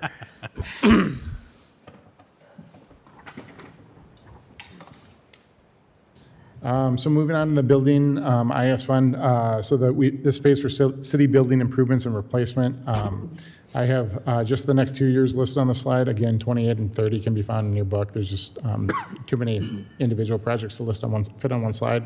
But the projects for 26 and 27 include the hub, which is contingent upon securing funding from outside sources. $1 million for fire station number 2 remodel, which will convert the temporary living quarters into permanent dorm rooms and allow for overnight staff. This money has been set aside from the general fund for this project. And then $500,000 for the replacement of the police department roof. The city center roof replacement, that cost would be paid for by the EDA and then split 50-50 with the Scott County CDA. And then the total project costs include for 2026 is $3.9 million. We are proposing an increase in building rents here to a total of $1.5 million. Got a quick question for you. Well, I assume here's the police getting a new roof, but I know we're starting to bust at the seams over the police department. But I don't see as any plans to grow, expand, or. Yeah, so I'm actually glad you brought that up. So the 55,000, which is the project number, the 26004, that planning and security. So we also have, as part of our audit for, I'm forgetting the. Yeah. Thank you, BCA.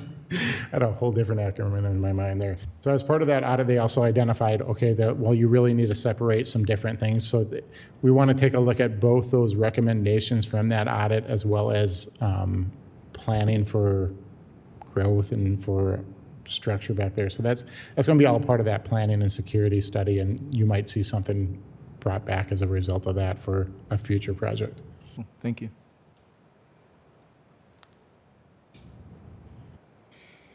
Trying to remember where I left off. So the only other thing I'd mention is, so similar to the equipment, we've seen a lot of these major repairs. We're seeing more of them, and we're seeing the cost kind of go up with some of these. So we're also proposing a we will be proposing a rent increase for the buildings fund as well to help make up for some of those increases in costs. And then the last couple would just be our utility funds or enterprise funds, which is sanitary, sewer, and storm.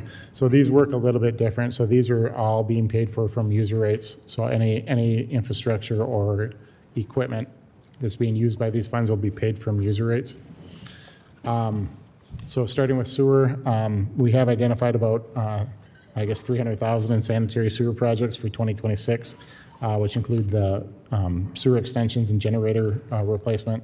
The largest planned expense for this fund over the 5 years is the L16 dual force main improvements of about $2.5 million for 2029. This would be a redundant line in case there was a failure within the current force main.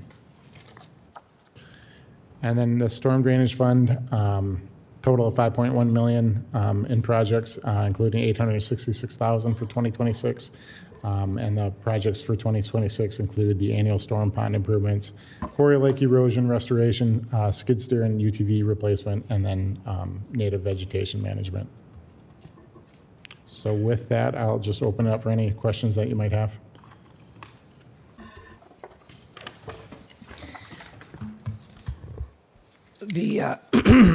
Excuse me, one of the things that bothers me for many years is, so we've got a general levy. That general levy pays wages, wage increases, and we have this chart that shows every year of about a $1.6 million increase on the long-term financial plan that we saw last meeting. Now we're talking about increasing building rent, equipment rent, and all these other charges, which is also paid basically by the taxpayers in the tax levy. And unfortunately, none of them costs are spread out to all the residents in the community. If you're in a TIF district, they're paying none of this. They're not paying the wages. They're not paying for none of these increases, none of these equipment needs. And Well, they actually are paying for the taxes that they paid prior to the TIF being established, so. which is frozen and everybody else's keeps going up. We're not so. talking about tips tonight, but we have this conversation every year. Yes, we do it, and it's why it's a bad idea to do that. We haven't done a TIF in a while, so that's not on the docket tonight. But I'm looking for ways to lower these impacts because now I don't know if all of these increases are on top of the 1.6 that is on the long-term financial plan every year for 10 years out, or if it's part of that 1.6. So when you refer to the long-term financial plan, are you talking about specifically the plan that we talked about a couple of months ago? Yes, you showed us a document that said this is our. Yeah. So the idea behind that is just to provide some general guidance of, okay, well, what can you expect kind of at a baseline? And so it's just a idea of, you know, if everything was exactly 3% increase for all this stuff, what would you expect? So the idea with that is just to kind of provide a baseline. Did that baseline of increases over the next 10 years include any of this? These increases in building rents and equipment rents and? I mean, not necessarily. I mean, there'll be, obviously where, you know, the idea is if you look at that long-term financial plan, and this is the baseline is saying that all these departments are increasing by 3%, but you have this equipment that you believe, okay, to replace equipment because things are costing a little bit more in the future, that 3% seems a little bit low. Well, conversely, your revenue that you need to, you know, pay for that is also probably a little low. So if that makes sense. So if you've got if you're generally speaking, this is how much levy we need with a 3% increase, but your equipment's increasing by 5%, well, you know what the other side of that equation is going to be. Yep, and then the other side of my thought process is, you know, and I've said it before, you take a road lifespan with 6 inches of under subgrade C5, and then you change all the design standards, and it's supposed to improve it, yet you don't get the longevity. And part of that is from what's not allowed in asphalt, mixtures, which we should be lobbying very hard to change. It saves state money, it saves county money, it saves city money. We get a better product and longer lifespan. Otherwise, what's the point of adding all these costs to it if you're not extending your life expectancy of these things? And the same goes with vehicles. You know, I think the 20 years on our plow trucks is probably about right. And, you know, cop cars, could they go longer than 4? Probably. I'm certainly not a fan of electric cars. I think they're a huge liability. I'd hate to see one of them go up in flames and burn down the rest of the fleet and maybe the building. Way too new technology, and I think there's a lot of bugs to work out on that. But the bottom line is we've got to figure out how to squeeze in what's really important and prioritize these core things. And if that means getting rid of some of the non-essential stuff, I'm okay with that. But it ultimately comes down to the majority of council, what they want to do. So, I mean, I'm not here to pick and choose project by project. I mean, I can if you want me to, but that's more of a thought thing while we're having this discussion for everybody to think about. Go ahead. I just want to, this is the kind of time we can talk about this. I know at the last time we were ready to sign off on all this stuff and you didn't vote for it because you said, why didn't we cut any of this? This is the time to talk about some of these projects if you want to see any movement on them. So if you want to not talk about anything now and then just not vote on it later, I'm going to have a problem with that because we have the time to talk about it now. Okay. So if you want to talk about a project that you want to cut, like. and now would be the time, I would start looking. Let's start with park development. That's the first on the list. First is our favorite, the 225.7 for the marina and all that stuff. What I saw on here, I didn't remember anything about a chilled outdoor rink for $750K. I guess. Yeah. I'm sure we talked about it, but I didn't pick up on that. And I don't know. Canterbury Village. Is our ice time so overbooked that we're in need of this? Next, it'll be a dome over top of it that'll deflate, and that'll be some more money. No dome. Yeah. So that one That's going to come. The lobbying with outdoor rink will come for the year-round bubble. Sure. No bubble. So I'm saying that, if you avoid that old conversation, if we just cut that one. I'm not sure what the village at Canterbury, that's connecting all the trails. Okay, I guess we want to do that. Isn't that, though, a park that's going to come out of park dedication fees?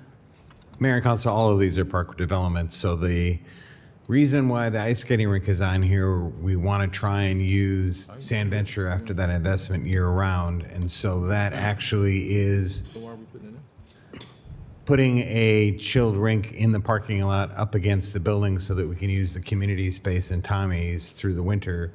It would also give us ice outside from Halloween through March. So most cities in the Midwest can only keep flooded rinks for probably 2 months right now because of the unpredictable weather. This would give us a refrigerated rink basically from Halloween through March that could be used for ice skating, broom ball, other recreational events.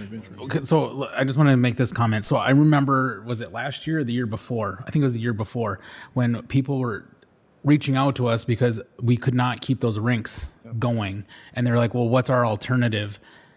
How much do we spend a year doing those rinks where if we have this refrigerated rink that's going to be usable, obviously we're going to probably stop putting in some flooded rinks. Am I right? No. We're going not. to keep that up? We're going to continue doing that until the council decides that they do not want to have non-refrigerated rinks. I mean, and of course you're going to get a lot of blowback for that. The problem is obviously, and we all understand this, is that we can't keep rinks frozen as we used to be able to for the length of time. Right. And, we've closed 3 rinks, I think. Yes. We closed 3 rinks that were simply not being utilized at all. We're down to 4 rinks. Like one year we chose not to even flood them. Mm-hmm. Yeah, I mean, because by the time it was time to flood, it was already way past where we knew in a couple weeks we were going to be in trouble. Wait at it, maybe a week. Yeah. So Mayor and Council, this is the same company that did Hockey Day Minnesota, So some of the people in the community suggested reaching out to them, and they're doing one in Deep Haven. They have several in Milwaukee because cities just can't keep ice anymore. So this would actually be a rink that Public Works would take down and store during the summertime, because the other thing that's hurting our rinks is the UV in our hot summers. So this would be stored away. So it would be used from October through March and then put away. I'd be leaning towards maybe pushing that out a year or two. Would this? But again, this is all park development. It's paid money. for through park development fees, and the whole concept is to try to utilize the Sand Venture area and that whole space year-round. And ultimately, this is one of the options that came forward. The real question on park development fund projects is, since it's funded with park development fees, the real issue, to me anyway, is what is the ongoing operational cost? Is it an increase? Do we need other things to keep this thing going? What's the replacement cost down the road look like? Which ends up into your equipment park asset fund. Them are the things I look at with park development projects. Yeah, and that's all valid, and everything we build is going to have to be maintained. Everything we build is going to have to be replaced. We're a growing community, and residents, as you well know, want amenities. And there's some amenities that I don't believe this council will ever look highly upon, but there's others that we can do and try to find some kind of a compromise between a dome, for example, and having a place where we can have outdoor ice that actually is maintained and can be used more than 3 weeks during the year. It's ultimately your choice. But you're absolutely right, Mayor. All of this comes with a cost. All comes with an upkeep cost. It all comes with a replacement cost. No doubt about that. Right, and I've been trying to say this over and over. When we do these new parks, can we do things that have a longer life cycle? So Mayor and Council, we've been doing that. If you notice, most of our new parks don't have turf except around some small areas, because that only requires either burning or mowing twice a year. So it cuts way down on the maintenance. On the bike park that we'll talk about, that has, instead of just doing what most parks do, which is either gravel or dirt, we used a carpet that has a 10-year warranty, so we don't have to worry about it doing any maintenance on it for 10 years. Someone asked Mayor about the Village of Canterbury. That is a request from Canterbury. It's next to the boardwalk. There's a large basin there with some trees and stuff to really clean that up. They have contributed many millions of dollars in park development fees and have no parks there. And now we have 600 plus units over at Triple Crown. There's 150 units over at T.E. Miller's project and the townhomes. This would be a small park in that area. It would also give people an opportunity to actually see the starting gate, because they've designed it with a berm. That's something no one gets to see. You would actually be above the starting gate and be able to watch the horses when there's races.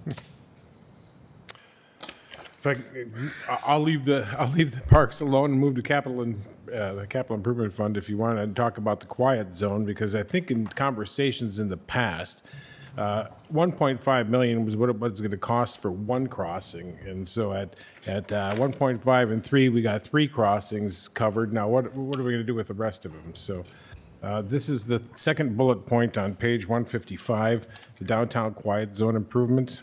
Mm-hmm. There was 2 funding asked on that, and one of them came in short. We'll see what happens next year. But my understanding is if we don't get the funding, we wouldn't be doing that. Yeah, absolutely. Everything you see here, if we don't have the money for it, we don't do it. And this is that dart on the board that we're aiming for. But at the end of the day, if our funding sources don't come through, it'll get pushed. Right. And this quiet zone has been floating around for 15 years.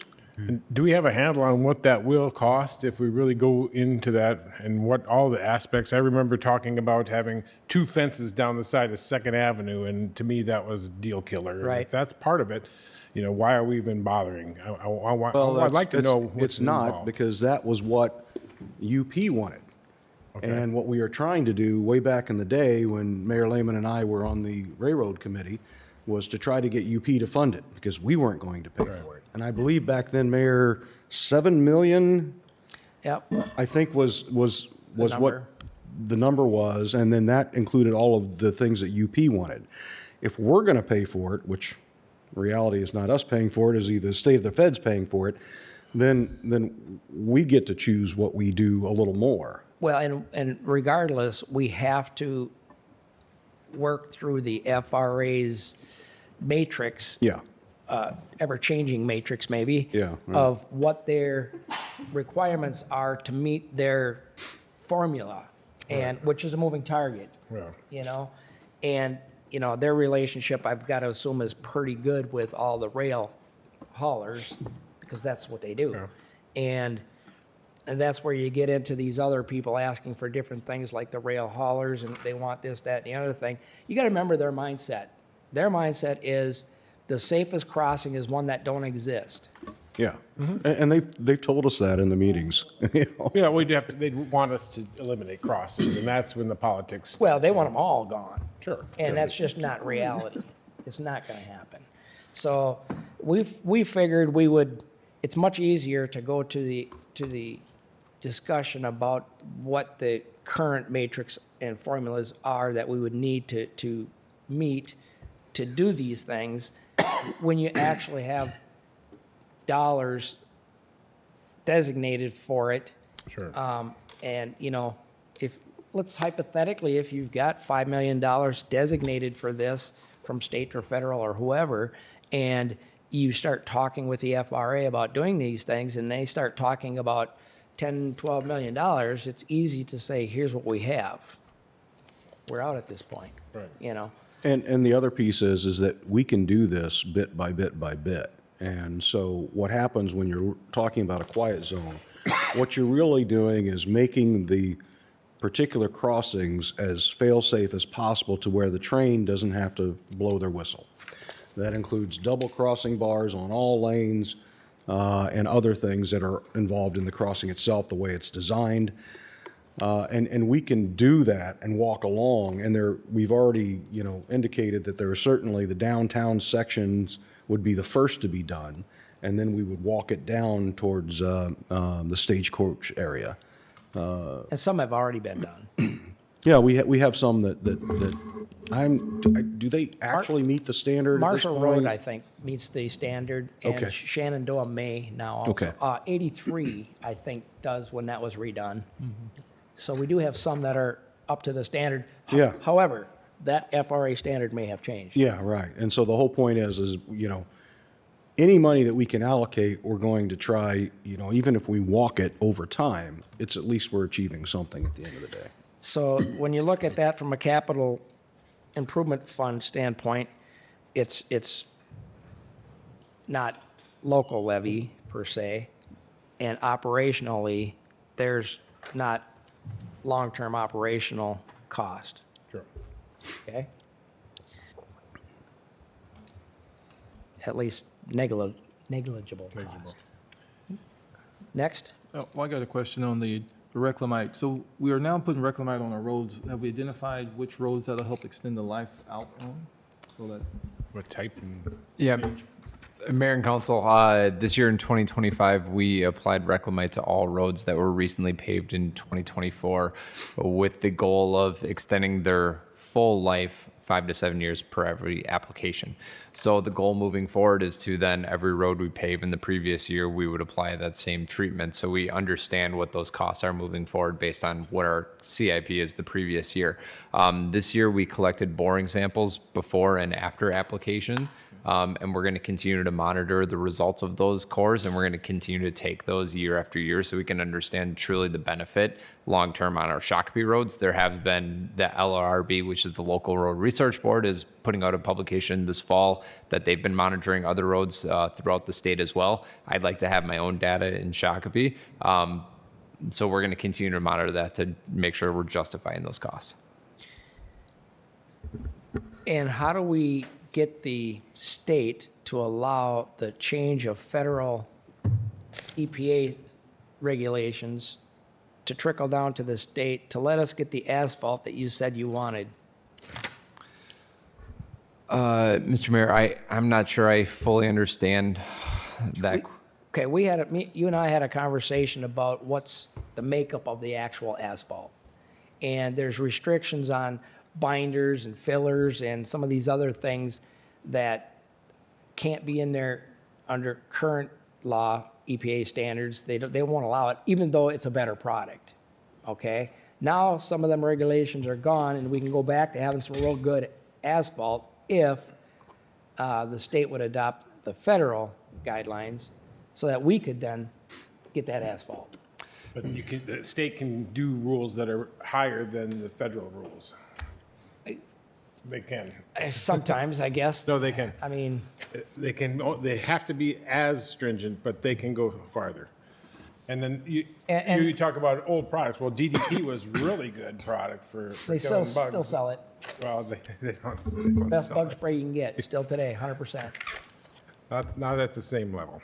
But there's reasons why some of that stuff is banned. And Well, and there has to be that balance. I mean, if you can get a better product and it's not doing substantial damage, we thought PFAS was really you're cool too. you're saving the state money on highways. You're saving the county's money, the city's money, and you're getting a better product. Then I people don't are know getting why. cancer. I don't know why. Health insurance goes well, up. So you there's- can argue that the car right, driving let's down get the back road on is the agenda. benzene in the ditches. Let's get back. So Everybody good with I mean, that's what I'm asking. So we've had the conversations on this CIP. I haven't heard anybody else bring anything up. So I'm just saying, if we move this forward, I'm hoping that we can all agree with it when it comes back. Okay, so you want to take it piece by piece? I mean, it sounds like we're all in agreement. If you on have a piece. Yeah. Wait, you want to go like project by project? Oh, no, just like the big ones, like Park Development Fund. I think you brought that up and said. We did, we're like- Everybody's good with that. Yeah. Okay. Yes. Now the Capital Improvement Fund we're talking about. I Everybody's, brought my point up. Yeah. okay. Did you have one? Going to the equipment replacement and. Okay, go ahead. What's the next one? Well, no, my concern was the electric cars. Which one is that under? I would assume it's under just the number of pieces of new equipment, but they're under the first bullet under equipment replacement.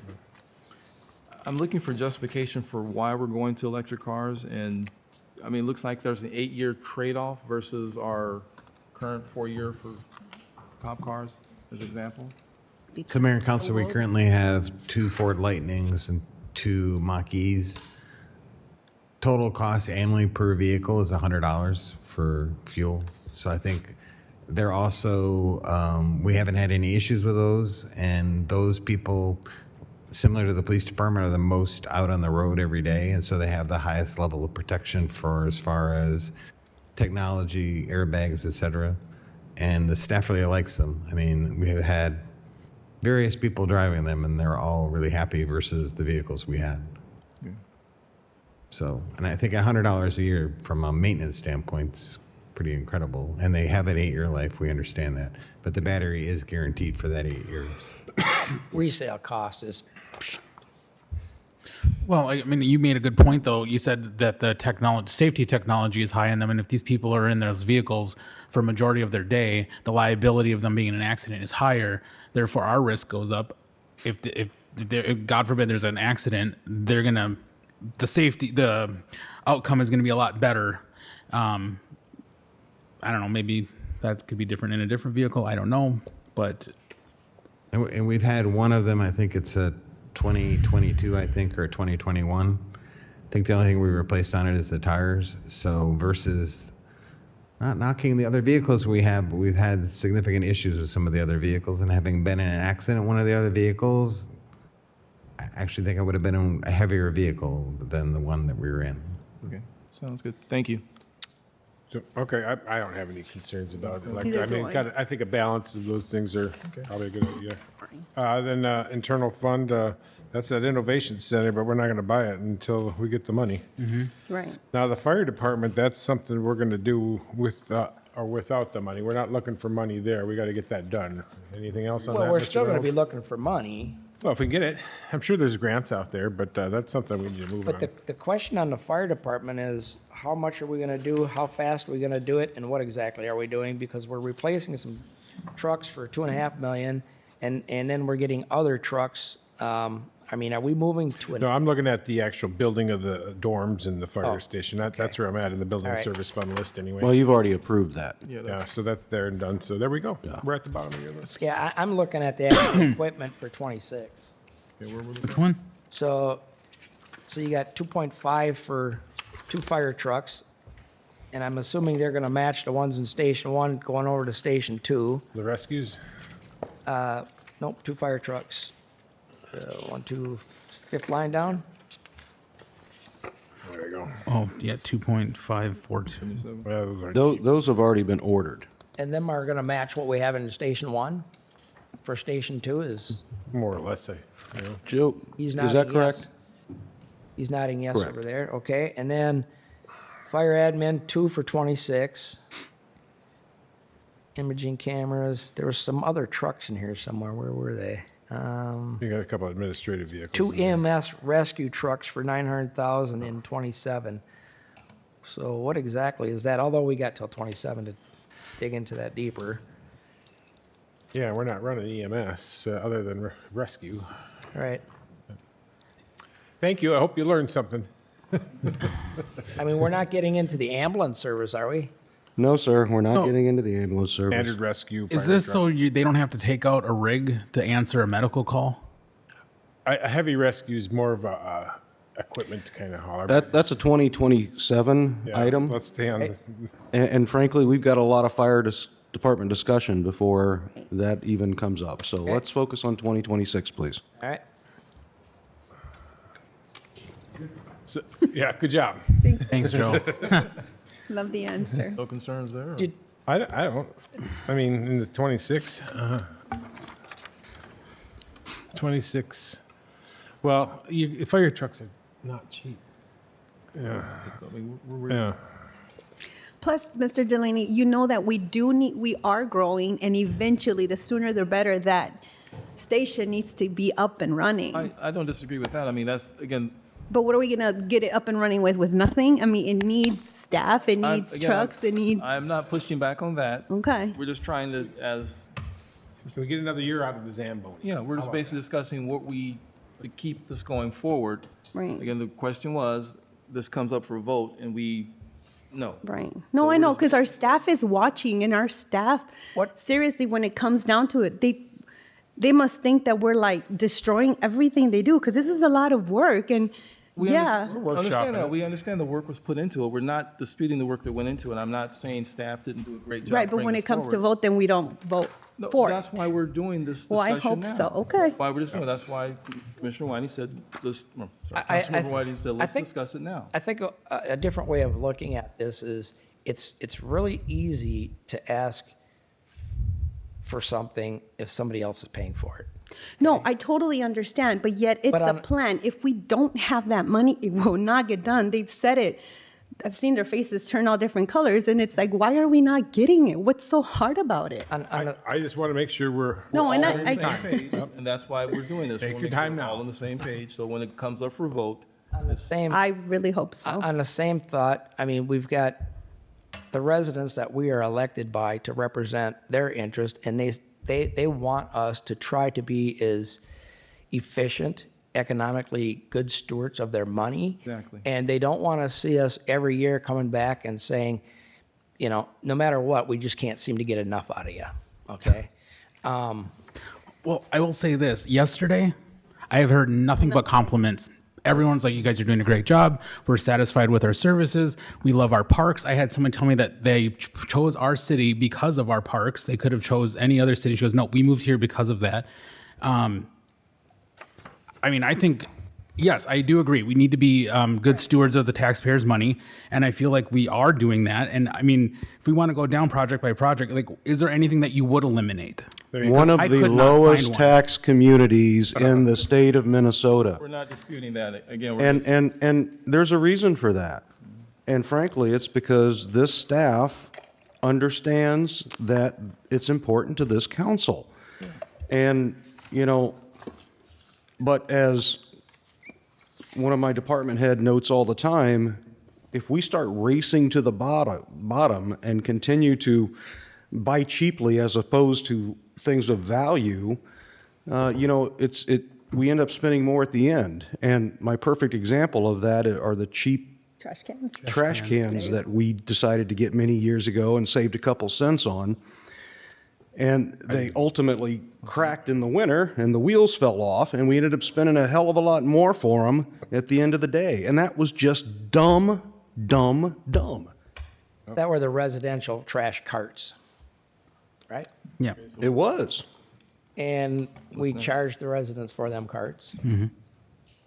Well, do you think as a resident, I wouldn't be pissed off because we bought crappy carts? Tell you what, the cart deal was a racket from the trash companies, but Yeah. the cart purchase was. I'll tell you, when poor. mine cracked, I was pretty ticked about it. So the last one I would bring up would be actually it's pushed out to 2027, and it's LED upgrades. Where do we do any ROI on that, and does that make sense on moving it up so that we can save more money over time? And that's on the Building IS Fund 480, page 481. There's a LED upgrade for 500 Gorman and the police department LED upgrade. I mean, if we can save money sooner, maybe that's something we push up. Well, and that goes right into, are you going to be adding on a second story building behind the existing police department building? Still going to need lights in the existing. So you're going to have to figure Yeah, out. and that's come up a couple times, just so all of you understand. We ultimately will be looking at two expansions, and one's the police department, and the other one is the public works department, where, I've talked with both of the department heads, and we understand that probably in the next year or year and a half or two, we're going to have a study to figure out just what needs to be done. But both of those, the PD is chocked full, and then, obviously Public Works with the number of vehicles and stuff that we have now as well needs expansion as well. So those are coming in, but, obviously we got to have a study to figure out just what's needed. Exactly. And I don't know, Nate, did we put study dollars in? I think it is For programmed. for Public Works or Or Police Department? Police department, yes. for police department, and then Planning Bill and and I talked about doing it for Public Works in '27. Yeah. I don't think So, Okay. And I know there's a bay in there that when we design that building can put a cassette in for another hoist. We made sure that we didn't put nothing in the ground underneath that spot. So we were thinking ahead. Don't know if it's enough. I mean, it's for the mechanical side, it's there, but I don't know about the storage side. So I think we've hit everything. And I don't think it's a lot to ask, to really ask yourself and go through and see, are we doing the best that we can do? Exactly. It's not a bad thing to be asking all staff members, probably from the bottom up. Usually the frontline folks usually know where the savings are. And we should be asking them questions on that. We shouldn't be, but that should be rising up within the organization. And I don't want to let staff think that I was trying to start cutting stuff here. I wanted to have a conversation. Exactly. So So go ahead. that's all I had. But with that, we don't have any formal action here. So does everybody have all their concerns out on the CIP? I reviewed it. I looked it over at all the 2026 projects, and I did with a critical eye. I said, okay, is this something that needs to be done? Like, or is this something that can be pushed off? Or is this something that could be modified in some way for some cost savings? And I could not come up with, I personally could not come up with anything. If anyone saw anything different, please let me know. I would love to hear it, but I'm not going to Monday morning quarterback it. I reviewed it and I was fine with it. I just want to say we appreciate the work staff does. This is not reflection on the work staff does. This is basically discussion amongst ourselves. I'm glad you brought it up because, again, that vote comes up and then the question is, why did you vote no? And this was what this was for, to get this discussion on the table. And we got all my questions answered. I think, did anybody not get their questions answered up here? Okay, all right, so we're good. Thank you for taking the time to go through this. Thank you. Yeah, thank you. So the next is 12B, dog boarding daycare in residential zones.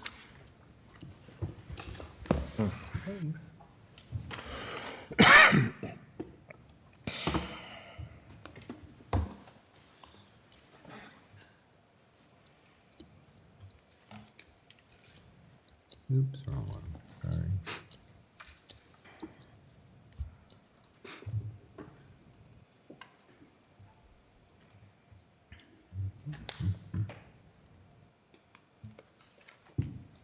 Mayor and Council, so thought we'd have a discussion since you've all been bombarded by people. And so just so you know, the complaints get generated by citizens. They go to the police department, and then someone from the police department investigates it, but it's regulated by, so right now, pet daycare and boarding is currently allowed as a conditional use in zoning districts B1, I1, and I2. So currently, pet grooming is allowed as a home occupation. Other pet-related services are not allowed. We have 2 licensed facilities with CUPs. That's Doggy Doos and Fur Childs. So issues and concerns that we hear from residents about people that are doing this is dogs barking and fighting in the backyards, waste in the yards, and just general noise generated. I remember fondly when we did Doggy Doos and the Drug and Alcohol Treatment Center right next door, and we had the neighborhood meeting, and there were about 100 people at that meeting. Nobody asked about the drug and alcohol place. Everyone was concerned about the noise that would come from Doggy Doos, and was the building insulated, and did they have people working? So it's a hot button. So currently we have a large number of people in Shakopee on Rover. That's the app most people use for their dog services, which provides cat sitting, dog walking, pet sitting, drop-in, which means they're only there for a few hours, dog boarding, and doggy daycare. And to give you an idea of how big this app is, there's over 1,000 people in Shakopee providing one of these services. Wow. So it's a big business. So big businesses in residential neighborhoods generate discussion and complaints. So 1 or 2 dogs we never really get complaints from. So there's a lot of people. I board one of my dogs through Rover because he doesn't go to regular dog places, and typically it's someone who had a dog and it passed away, or a family that had a dog and passed away, or it's someone who doesn't want the full-time responsibility of a dog but likes it around, so that they choose when and if they get a dog. They charge by the hour or they charge by the day. We have some larger providers right now, so some of the things for discussion are, do you have them apply for conditional use, a home occupation? Do we not allow them in residential areas? I mean, those are some of the issues that you all really need to give staff some direction on. Questions of staff? I think it's how many dogs? I mean, So right now we have people that have as many as 12 dogs in their backyard, and PD's gotten tons of complaints. They go out, and it takes a lot of work. I mean, a place like Doggy Doos, I think, has 10 to 15 staff working there. I mean, dogs get into fights. I've had my dogs there that have gotten into fights. I mean, it's just the nature of the beast. so I know in daycare centers, they have a certain amount of kids per attendant. I'm using the wrong terminology, Yeah. but in this case, it may be similar, that you have to have someone on staff for a certain amount of dogs, and they can't exceed so many.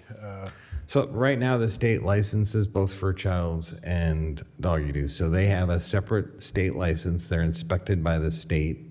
And then they have a conditional use permit that we issue that has additional conditions on it. And they're Are they in a, maximum? they're in a specified zoning. Yes, they're in B1, I1, and I2. And we had one across from Canterbury in the I1 district that only lasted 6 months and they went out of business. I mean, people think it's an easy business to be in, but it requires a lot of work and a lot of staffing and a lot of overhead. If you remember, Doggy Doos, I think, spent $2.2 million on their building, and they have 15, 16 staff full-time. Yeah. And obviously, the real issue is dogs especially are loud, and you have a bunch of them in a residential neighborhood. I mean, that's it. I mean, that's where the concern comes from. So when Mayor and Council, when we have dog grooming, so that is a allowed home occupation, what we do is the person applies, we send notices out to the neighbors, and if we don't get any complaints from the neighbors, we issue the license. Because they do generate traffic. I mean, we had a business through PD that we found out was running a commercial kitchen out of their house because the neighbors complained there was a line of cars at this house. Well, it turns out they had a full website and they were basically selling food to go out of their house. So people are very creative, but it has impacts on their neighbors. So when I read this and thinking about this, here's kind of where my thoughts are. There's a big difference between having 12 dogs. Well, let me back up. Let's start by saying the person is going out of town for a couple of days and they want somebody to babysit their animal for them. Somebody that they know, friend, relative, whatever. Not too uncommon, right? Pretty standard, actually. I certainly don't want to regulate that piece of it. I think I would have a very hard time regulating that piece when I can watch my sister's kids for a week when they're out of the country, and there's nothing wrong with that. No, and I think Mayor It's Steph, akin to hiring a babysitter. yeah. Right. Okay. This is Mr. Reynolds and I talked about. There's a difference between Yep. hiring a babysitter and running a daycare. Yep. And I think when you get past a certain amount, that I think it becomes a glorified commercial business. And you know, if you're going to have 10, 12 dogs at a time, you're a glorified business, and it would be in your very best interest to be insured for that business in case something happens to one of them furry friends of somebody that you're caring for. Sure, homeowners. But if it's, you know, a couple, I don't know that I have a concern about that because we have a lot of owner-occupied homes that have 2 or 3 dogs of their very own. So that's my thought process. I don't know really where I'm at yet, but that's kind of what I wanted to throw out to council on how I'm thinking about this. Well, one thing too we have to remember is let's not try to punish the good providers that are responsible, that have the insurance, that have the legit business, that are responsible in their handling, their what do you call? They're responsible stewards of their neighborhood, that they take their neighbors into consideration. I think we should focus our attention on the bad actors that do bring, you know, that aren't insured, that have a liability, that do let the dogs just do whatever.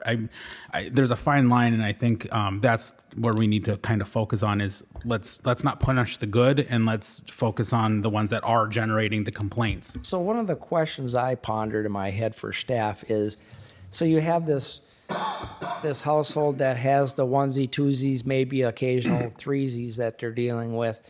Not such an issue. But if you have one that has, you know, 6, 7, 8 on a regular basis, if they have a home occupation license to do that, if there's a whole bunch of complaints and problems in that neighborhood, does the home occupation license process have the teeth of a conditional use permit? Yes, we would cancel their home occupation license. Okay. And that might be an avenue for the ones that are doing it commercially on a larger scale. You know, but then again, if you have the large scale doggy do fur babies or whatever it's called, these folks made the investment to run a legitimate business in a proper zoning with all the specialty stuff to do bulk. And as a reminder to everyone, we only do code enforcement based upon complaints. We don't, very rarely are we actively out looking for something. It's all based upon complaints, and Yep. so that's why this was brought up, is because residents are complaining about these in their residential neighborhoods. Yep. Right. And I mean, would you like this next door to you if you had like 10 dogs in the backyard? I mean, No. it would drive me crazy. it would drive me crazy too. I get it. But the question is, it's currently happening Yes. all over Shakopee. And well, I read a lot of the emails, right, that were coming through. And the thing is, yeah, but I feel like we're just punishing certain ones, the ones that we get the complaints from. But like let's say they're doing it during the work hours and people are working or whatever, and they don't hear all these other issues going on in X neighborhood. But, you know, I'm just saying, are we cherry picking the ones who are punishing? We're dealing with the Are we- complaints we receive. That's Well, how we. Complaint, you know. And I think Well, yeah, I think but- part of what you said was we have them happening all over in Shakopee, but realistically, I think what we have a lot happening in Shakopee is these onesies and twosies that Babysitters. aren't really a problem. Yeah. okay? So we're trying to, at least to me, I'm trying to figure out, Because one of the letters that we did get was from one of the ladies who, she just had 2 dogs, I think, that she was walking, and she got the letter from us that she couldn't do that. So that was one of the ones we got, I think, yesterday or Right. today. And- But that was a onesie twosie, so we're still going at them, so that's where I'm But confused. it's based too. upon a complaint. So if we have a complaint, we have a responsibility, and if people are operating out of the bounds of what's allowed, then we're going to say you can't do that. We're here to say, do we need to change this? What do you want us to do? And it goes back to Mayor and Council that before my time, but the whole chicken thing, and you all decided 5 chickens was fine, and we just went through cleaning up that ordinance. Right now, you as a person theoretically could have 20 dogs at your house. We don't have any limit. Right. I mean, most cities don't have a limit, but there's a reasonableness, as the mayor said. So if you have 1 or 2 dogs through Rover or whatever, we could incorporate that into language. And if you're going to go over, you have to go through a process. or whatever number we come up with. Let's hear from this side. So this, if we put a number on this, this is just business. This is not my neighbor has adopted 3 or 4 dogs and they're taking care of them, there's no issue. This is basically Correct. somebody's running a business out of home. I just want to clarify, we're not going after dog lovers or this is strictly business. So if you had 3 dogs at your house that were your dogs, or maybe you have 2 and you're taking care of 1 for a relative that's out of town for a week or something, not an issue. But to go back, so here's what's on Rover. There are over 1,000 people in the city of Shakopee doing one of these services. So they're either dog walking, cat sitting, pet sitting, daycare, or boarding. Right. Here's my thoughts. If it's in a residential area and it's a home occupation, I'd say a maximum of 4 dogs without a CUP. You know, if they want to get Well, you more, wouldn't- maybe the house can handle it, and maybe there's no neighbors, so maybe they get a conditional use. I'm not sure, can you get a conditional use permit in a residential? We might be able to add that. Sure. We could, it's up to council, you set the rules. I mean, we have all sorts of different rules and regulations. The city attorney and I were talking about what's an accessory use in, a residential neighborhood, so. Is 4 dogs too many? Mayor, I did do some research earlier today, and for the city of Eden Prairie, it says here that households with 3 or more dogs are required to have a private kennel license. And so I reached out to the city of Eden Prairie, and they gave me their city code of what that means. And essentially, what we've been talking about is they register as a business and follow the correct protocols of insurance, registering with the city. In that aspect of it. So if that's something that we want to look at doing as well, if there's a certain amount of dogs that they have. Again, I don't want to punish the good, and I think we should figure something out to let people live and earn a living. Well, what are you thinking? Well, first, do we do have in the audience someone that does own one of those businesses. If you'd like to ask her a few questions of what she does, she's out here. I'm sure she'll answer your questions. But I was wanting your thoughts. my thoughts, they should be insured commercially. They should be a registered business with the state. If they're using Rover to just bring it to kind of, how do you want to say it? As to kind of sidestep that and look, what about those illegal daycares that bring in more kids than they're supposed to, right? What's stopping them versus, let's say a complaint does come through and they are not legitimate.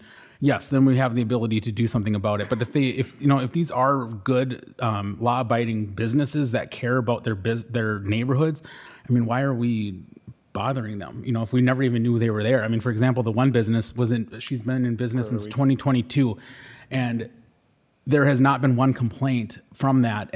But in my opinion, I would think that if there was a complaint from the neighbors from that point, it would have came within the first year of that business starting, that the neighbors would have been saying like, hey, wait a second, there's a bunch of dogs. How many here. dogs does that person have? I think the max they had was 15.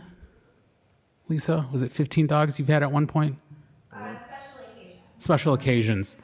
You said like spring break or when people like a heavy vacation period that's your cap. But come on up to the table, please. And just a reminder, if we are actively going and discussing this with someone doing this, It's not a public hearing. it's because there was a complaint. So, again, that's how this comes up, is because of a complaint-based code enforcement operation. This is what we do. I made the complaint. Name and address, please. Hi, my name is Lisa Jansen. I own Minnesota for Baby Pet Care in Shakopee, 1683 Parkway Avenue. Okay. And what is the zoning classification of that? Single-family residential. Okay. And how many dogs do you normally have on an average? I own 4 dogs. Okay. And how many do you board or groom or whatever We you did do? previously. We received notification in February that we were non-compliant, that you were not allowed to do in-home daycare or boarding. We stopped offering the services as a result. We found that even though the city was aware of dozens of other individuals that were operating, a couple of months went by, other people were not notified. Then around April, May-ish timeframe, a handful of people were notified, but there's still dozens and dozens and dozens. Pardon my interruption, but ask your question one more time. How many dogs do you normally have at your house, though, besides your 4? Can you pull the mic up, please? Thank you. It's heavy and it feels like it doesn't move, but you can slide it across that table. Okay, thank you. Is that better? Just slide her back. She's out of court. We there. can't. No. You're out of court. I can scoot forward a little bit. There you go. Is that better? Yes. So typically a handful of dogs. A handful. What's a handful? 5? So if we have more boarding dogs at our own location, that means I'm doing less dog grooming. So we run our location very, very differently than most other people do.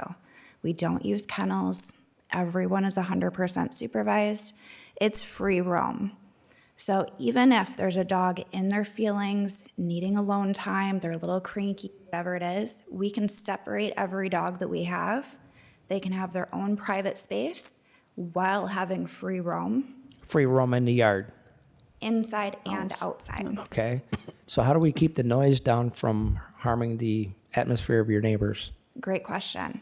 Depends on the dogs that are there. We have very strict rules in our house. I do this for my dogs. I do this for any guest dogs that are at the house.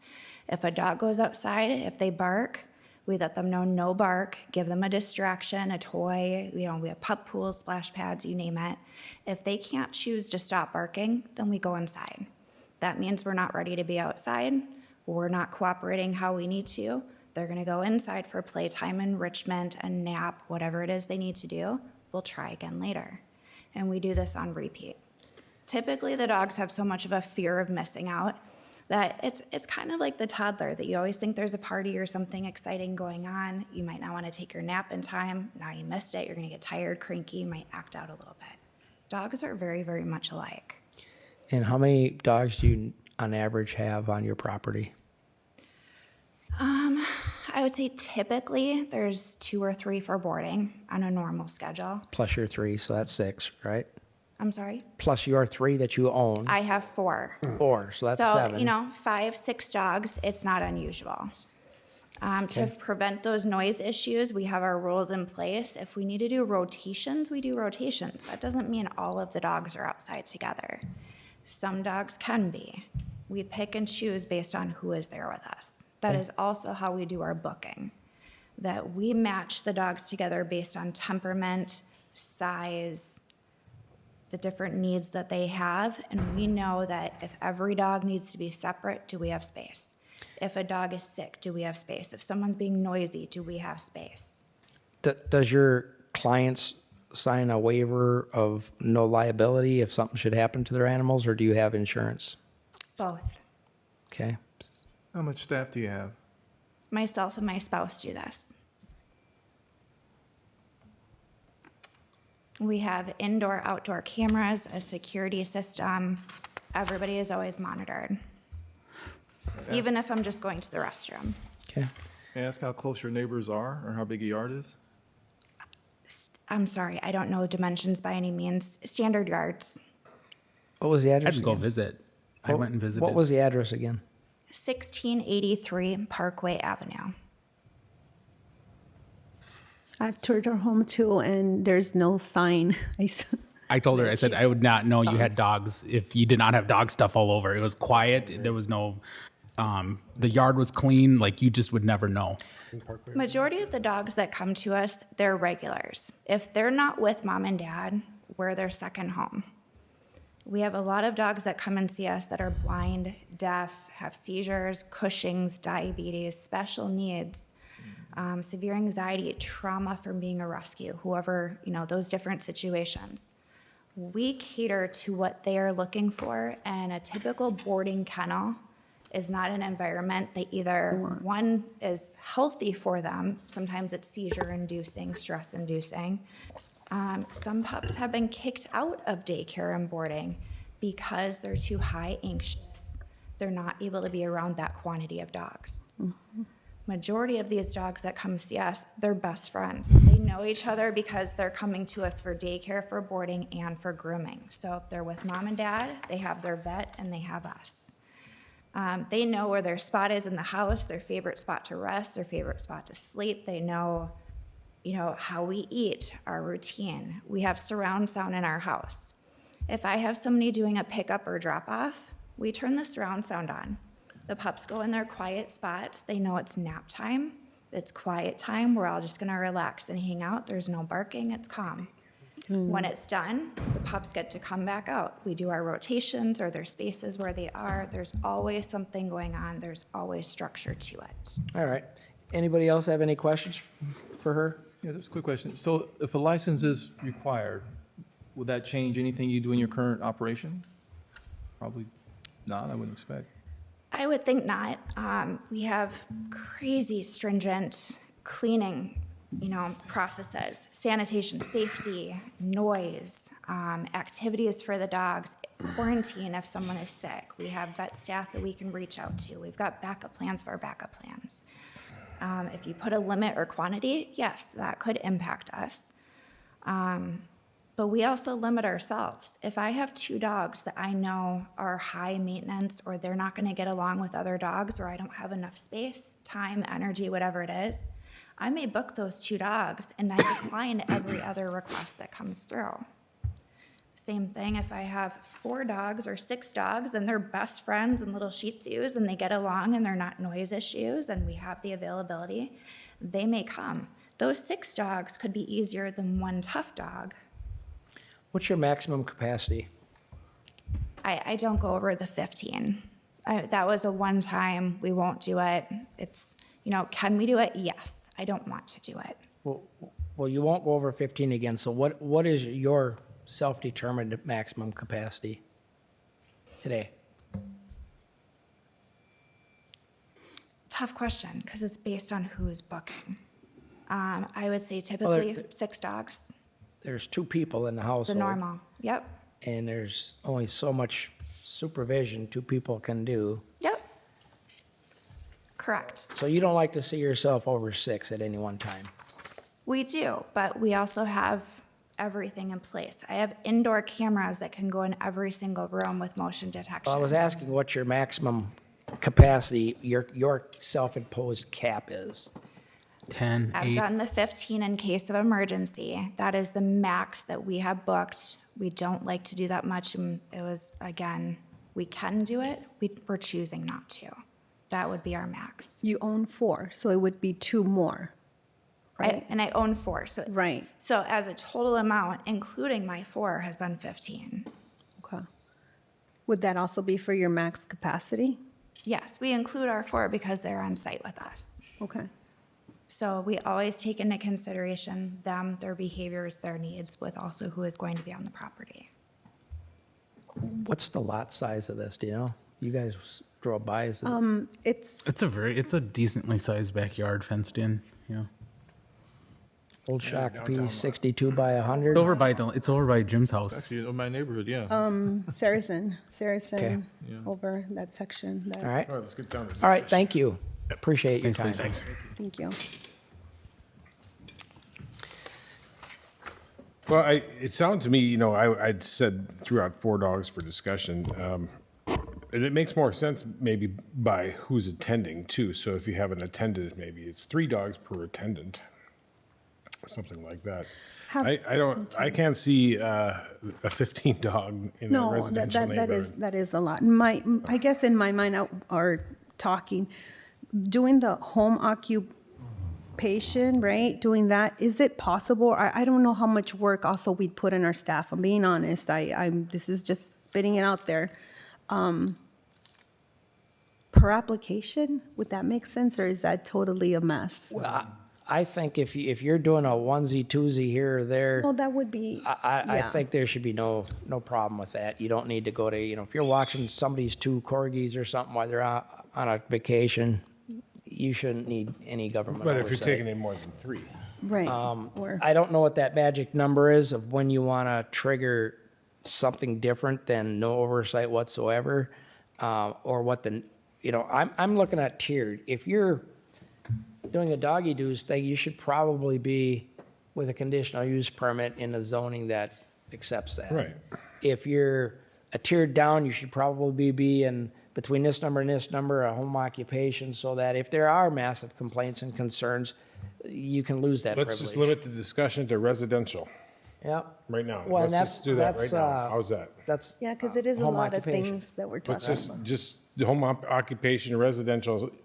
Isn't that what we're looking for, residential use here? Well, right, but if we set these numbers and somebody's over that number, they should be doing this over here, Sure. right? Or have more hands-on staff. I mean, think about it as like one thought I had about it earlier today. I was like, how is it any different than sending my kid to daycare? So my daughter's daycare provider, she only accepts 4 children. She goes, I cap myself at 4. I could go up to, I think she can go up to 8 kids, but she chooses to keep it lower. And then also too, with licensing, like they can only have so many kids. Like maybe it's based off of weight, the size of the dog. Maybe they can only have so many big dogs, so they can have more small dogs if they want. Like, think about it that way. Where, just kind of like with kid daycare, it's like they can only have 2 babies. They can only have so many toddlers, but they can have more older kids. Let me try. I want to limit. Let me try this. How many dogs can a person take in and take care of, whether it's grooming or babysitting it or whatever, with no government oversight? Throw out a number. How many would you like to see? 4 per person. I don't have a dog, so I really don't know. But 4 is my mind. 4 per person. Yeah, 4 per person, 8 total, like if there's 2 Well, people. Yeah, that's the problem though. Then you're at 8 dogs. So But if there's for 2 per people. person, if there's 2 then I would people, say, yeah.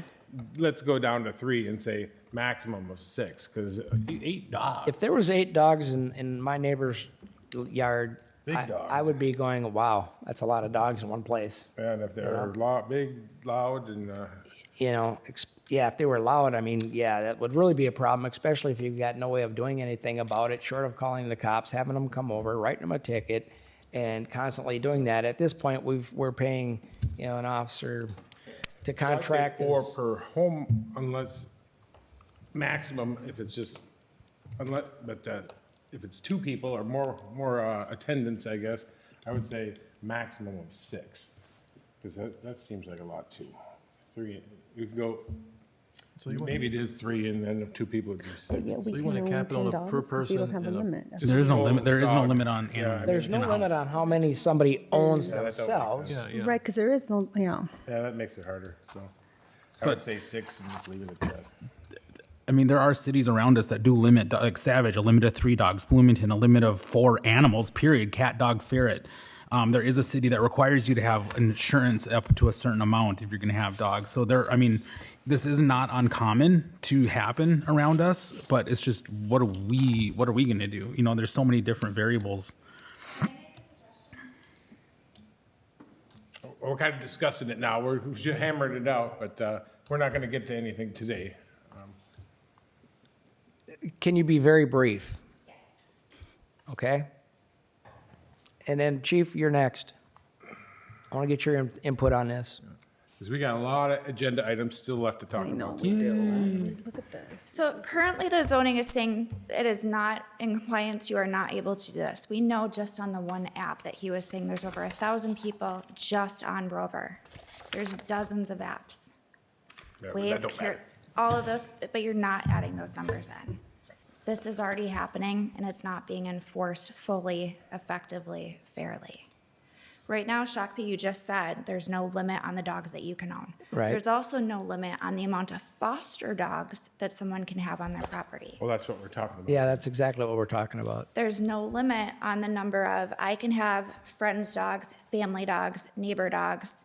The problem that it was explained to me by the city is that the issue is compensation.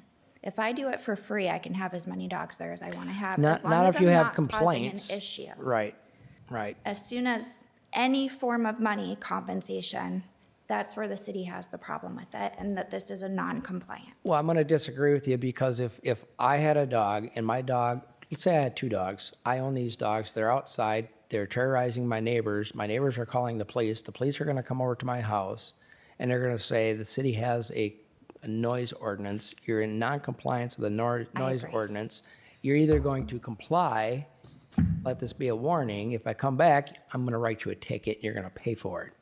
Okay, and if it happens over and over again, then it gets escalated. What we're trying to do is we're trying to put in some framework for people that are doing this so they know what the expectation is, and if they don't meet that expectation, what the consequences could be.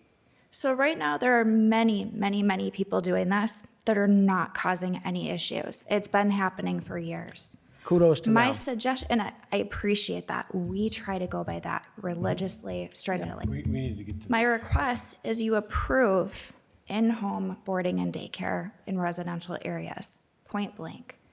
Regardless if the neighbor is having a party, or there's a dog barking, or there is a whatever issue disturbance, You say no cap on any numbers. if there's an issue, then you address it with that person, with that individual.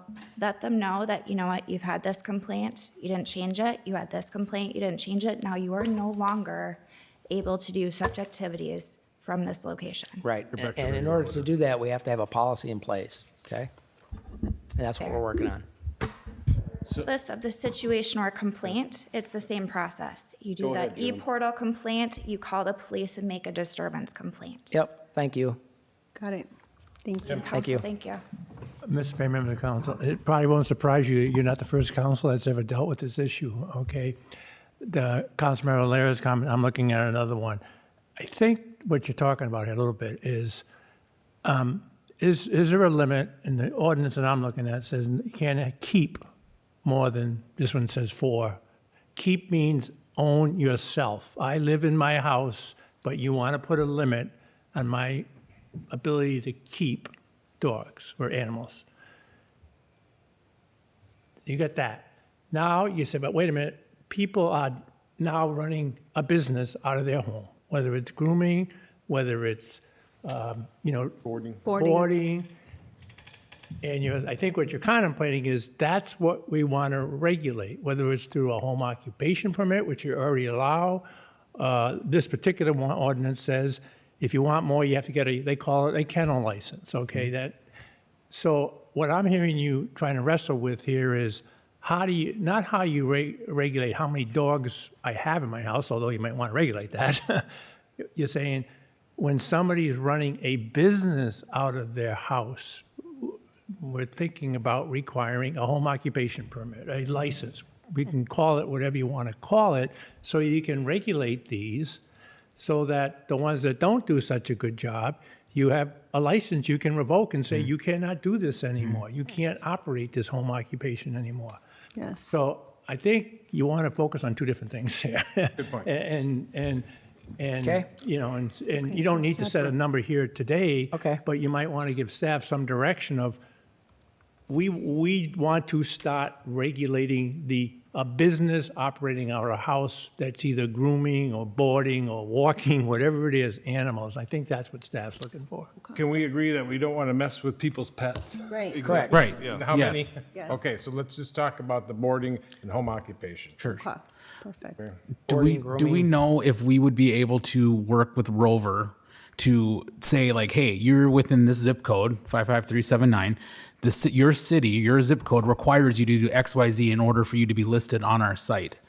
because I think right now it's not, it's not fair for one business to not allow it to be operating when someone can go on Rover today and book someone that is operating. So it's either we allow it to happen until we figure it out, or we put a moratorium on all of it and 55379 is shut down on Rover, because we can't allow others to do it while we don't allow some, just because we know they're doing Once it. the ordinance is in place, then, and the time frame is, now it's effective, then it's effective. And then we can start dealing with those on an individual basis, saying, hey, we have this in place. You're not complying. But until we get to that point, I don't think Rover's gonna, we can ask, but I don't think Rover's gonna. Well, and they'll have us just, out like that. and there's so many other sites that you can't hit them all. Right. So then okay, so this is just my opinion. I think that until we figure something out, we should just let it be as it is, because it's not fair for someone to be on one website and allow them to do it, and we, just because we are aware of someone else, they're not allowed to do it, and we affect their There's a livelihood. lot of websites that let Shakopee citizens do a lot of things that may not be legal, but that's not, we can't control what's on the internet, but we can control what we can manage as our residents and our licenses. If someone's going to have dogs without the license, that's what they're going to do. Let me ask Mr. Thompson, let me ask you a question. If my neighbor had 6 dogs that they were taking care of, boarding, whatever, and the dogs were just a complete menace, what tools does the city have to stop that from bleeding into a neighbor's yard without doing anything tonight? Without doing this? Oh, yeah, right now you have no licensing, you have no regulatory authority over that. It'd be no different if your own personal dog stayed out all afternoon and barked and bothered the neighbor. Okay, there might be some, I don't know, police regulations or something that they're violating, but they're not violating a use regulation. They're not violating the use of their property. So I don't know if there's a noise complaint we would have, probably, or a nuisance That's complaint. why we're here tonight, Mayor Right, and Council, is right. they're getting noise complaints. if They you go to the were- police department and then they come to us. Right. But if you chose to regulate them, then you'd have the license ability. And if you have 2 operations, the same number of dogs, one's doing everything fine, complying with their license, and one's not, you have the license ability to revoke the license. And does that stop them? No, but then you can enforce your city code against them that says you're doing this without a license. Right now, they don't need a license. Could we draft it in a manner that said after 3 verified complaints, you are now required to do this? My recommendation would be to impose the licensing requirement and then say if you get 3 verified complaints, you lose your license. I Okay. think that's probably Okay. a better way to get at it. Yep. Mayor and Council, we do that with the rental ordinance, so we have that scale that too many police calls or whatever, you kind of go on probation. If it continues, you lose your rental license and you're out of business. Or tobacco. Okay, so Councilor Laro doesn't want to take any action yet because he doesn't want to punish the good. What's your position? What's your thoughts? To do the home occupancy. On a certain number, more or less? Or even if you're going to take care of your neighbor's dog for a day? No, for, It's a business. yeah, it's a business. Here's how I'm sorry. You're taking care of your neighbor's dog for a day, you're not getting paid for that, presumably, right? You're talking about people that are operating a business for compensation, and we can define that for you. If you don't need to decide a number now. I think you just need to decide whether you want to have staff come back to you with some sort of regulation that we don't have now when people are using their residence for dog-related uses, whether it's grooming or daycare, And for we'll- compensation. And we'll draft that, and we'll bring it back to you. We just don't know come back what to you're, you. Let's we just decide. don't know what you want us to do. No, I'd support licensure in residential areas of dog business or any pet businesses of that sort. Okay, Jim? Same thing, if you're running a business, I think it should be licensed. Okay. Just watching mom and pop or somebody else's dog at your house, that's, you're And fine. fees and fines we can deal with later. Mr. Laro? I apologize. Let me reiterate. I do agree with what everyone was saying. I'm just saying until we get something officially on the books, we should allow them to continue as business as usual. Because right now they're shut. Some of them are shut down. I'm agreeing with that we should have a home occupancy license. I'm not disagreeing with that. I'm just saying until we have something officially on the books, just, I'm not sure how we shut them down without anything on the books already, but whatever we well, did. we apparently did. that's the Well, case. and those that are running great operations, it's really not an issue. They can continue, and once we come up with something and adopt it, they will be able to just slide right into that role, and it shouldn't really affect them at all. Yep, I agree. You know, Yep. it's a matter of formalities at that We point. want to pick a number for big dogs? He says no. The staff vote? I think, I mean, let staff do their due diligence, come back Yeah, with you with a but- recommendation. Okay, staff have enough direction? We're good. Yes, sir. Very good. If not, we've got a tape, possibly. More to that come. you can watch, okay? Next one. Let's take a short break. I'll make a motion, take a, what, recess? Quick question, do we want to hear from the Chief Tate on this? I thought that was. I think he's good. He'll be relate- able to he'll work come with back to staff. us. Work with staff, okay? Gonna guess. What do you want, 5 or 10 minutes? Not much of 10 a minutes? chatter. 10-minute recess? Yeah. Second. All right. Motion for a 10-minute recess by Counselor Lara, seconded by Counselor Contreras. Any discussion on the motion? All in favor, say aye. Aye. Opposed? We're in recess.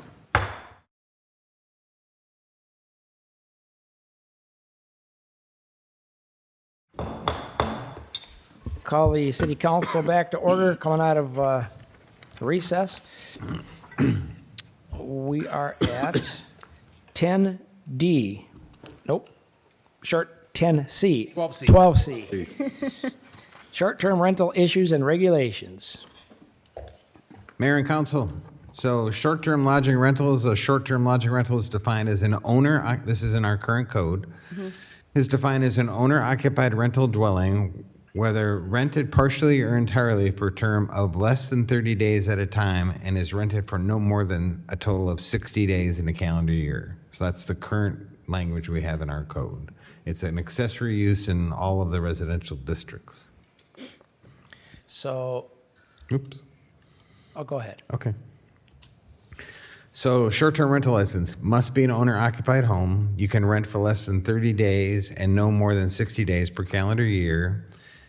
And we're proposing, this is what other cities have, and this is why we're here for discussion, that you get an annual license with an inspection, payment of applicable lodging taxes, and complaint properties could have their license revoked, similar to the dogs. And the reason why we're here is we're getting a lot of complaints for people are renting their homes, particularly in the weekends, for bachelor parties, bachelorette parties, family reunions. They're 20, 30 people. If they have a pool, it goes until 1 or 2 o'clock in the morning, and then they call the police department. They're tying up police complaints.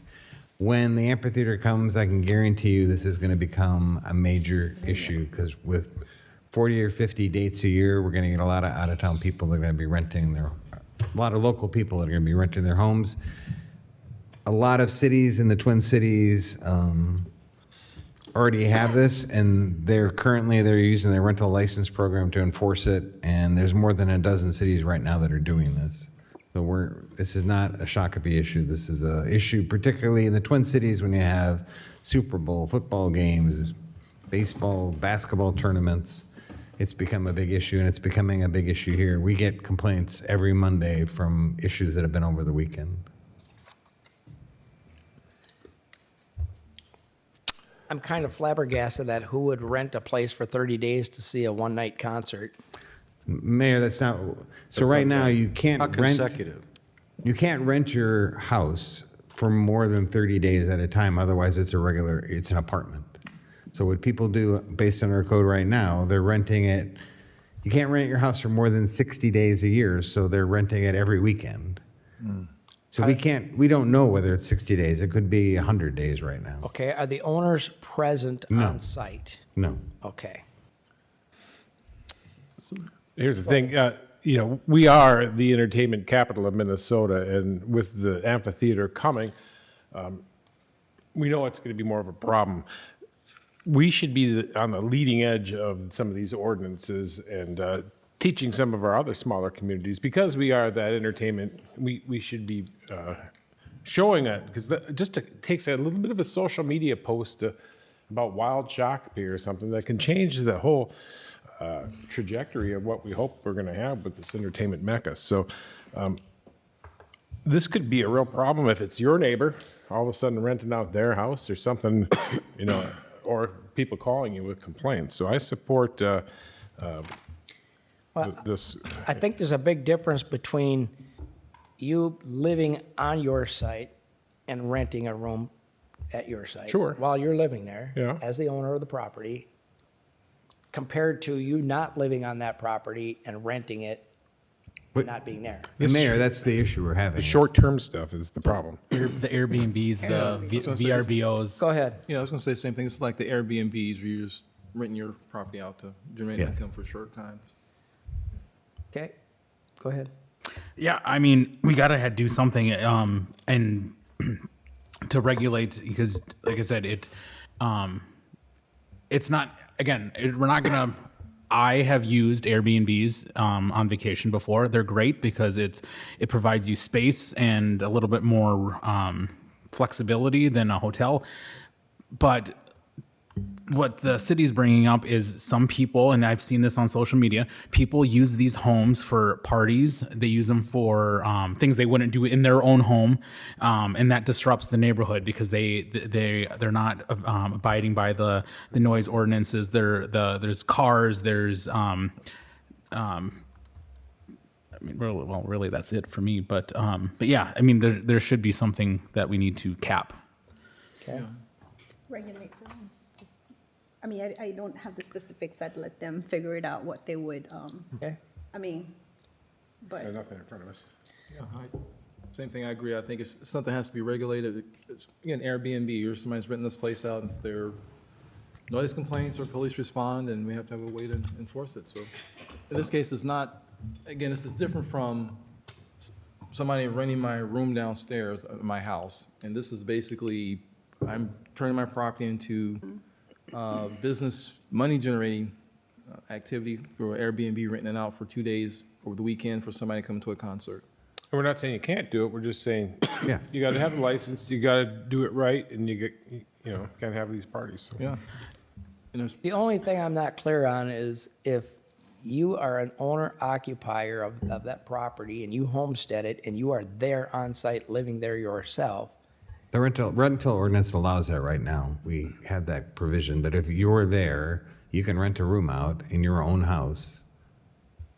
Okay. Technically, you're there. You're just leaving for the weekend to rent it out. You might be going to the cabin or Well, something. The issue we're having is you own, particularly in some of the larger lot neighborhoods that have a lot of amenities or wherever, I don't know where you go, but you're not there for the weekend, Friday and Saturday, and 30 people are, and there's no supervision, and then the neighbors are calling PD, tying up time for noise complaints and stuff, and then when they come to us, I go, you can do that. We don't have any regulations. Do we have any regulations? So, for example, some of the more of the Airbnbs that we've done, the person owns the home, but they don't live there, and they solely, that house is solely, it's like a business. They solely bought it to rent it out on Airbnb for longer periods of time. We don't allow that. We don't allow that in Shakopee. Suppose that would be like a resort town or something. Well, that would be like an extended stay. We don't even allow that at Yeah. hotels yet, until we get a extended stay hotel. Yeah. You know? All right, so what's the direction to staff? I think you got direction, right? Yeah. Establish Yes, we're good. rules. We'll bring some proposals to you. Okay? Are you okay with that discussion? Yep. Do you have any Yeah. other thoughts? Yes, That sir. was my only point. That I don't think you should have to go through all that if you're on site, your house. Oh, yeah, and no. you're renting one room for 2-3 days or Well, I'm something. registered. If I have a rental, and I'm Yeah, but you can registered do with the that. city already. Right, but you can then leave the property and they've got their own area and long-term. Yeah. It's long-term, right? Year No, lease or something? it's a lease, but Yep. Yeah, we're here for the next. 12E, discussion of future, 30-day leases. oh, nope, dang, I'm off here. What happened? The drops in the eyes did it. No, it's only 30. Improper park use issues at Quarry Lake and potentially Jackson Commons. And they paid that last. So, Mayor, our main concern tonight we want to talk about is Jackson Commons. So our concern is, I'll show you some pictures in a second, that it's going to be used by motorized bikes and snowmobiles. We have $1 million custom playground that potentially could be vandalized. And also, we've had some potential vandalism already on the trails. So working with the IT department, they went out and looked at solutions that other cities are using. So they had found a vendor that's pretty reliable, they were very comfortable with, that would integrate with our existing system. They would provide high-definition cameras on site. Working with the chief, he suggested a license plate readers for the parking area, and that we consider longer-term some administrative fines for people that are doing damage. So you can see this is the Jackson Commons bike course, which, by the way, will be opening on the 28th of this month. But it's pretty sophisticated. This is the carpet we talked about. I mean, there's potential for people to really abuse this. And we're really concerned. We've already chased off a bunch of motorized bikes, but in the wintertime, we're going to end up with snowmobiles using this, and that's not designed for any of that. So we want some oversight. And then the playground, which is just around the corner, you've seen in the Twin Cities, we've had some playgrounds burned to the ground, be heavily vandalized. So we would propose out here, we've worked with IT, and they have 2 potential locations for this camera. That basically sends all the video back to the IT department on our network system. So 2 cameras out there installed. Their estimate was about $23,000, which would come out of the Park Development Fund. I think it'd be a good opportunity to try it out there and see how effective it is at deterring vandalism, because we have other issues, like we said, at Quarry Park and other parks in the city. This might be a new way of trying to deter and regulate some of the vandalism issues we've had in the parks. You mentioned it had a license plate reader. On some of the camera technologies now, they have kind of AI that can tell that it's human people out there, and they. So this has customizable. It's 100% solar powered. It does have AI powered smart security technology, so it can recognize people, that there's a person there instead of an animal. They could recognize, for instance, a snowmobile in the wintertime. That can all be programmed into it. And the reason why IT really like this system is it actually is good to 22 below zero up to 140 degrees. So it actually has its own heating system inside to keep the technology secure. So appreciate Andy and his staff really went out and did a lot of research on this to find a product that would be super dependable and heavy duty. So these would be mounted about 20 feet in the air. And license plate readers? So the chief, there are some in the city already. We would put one in the parking lots at the park, so that way we could take car, camera, issue, here you are. Okay. In addition to these cameras. Since we have them already, is there an additional cost or? So the chief can say what they cost, but again, that would be paid out of park development. Go ahead. Mayor, council, it would be approximately $3,000 to $5,000 per camera. For that, it'd be integrated in the system that we already have. I do feel it is very, very important when you talk about license plate readers, to reiterate that in the state of Minnesota, we have some of the most strict data privacy laws that there are.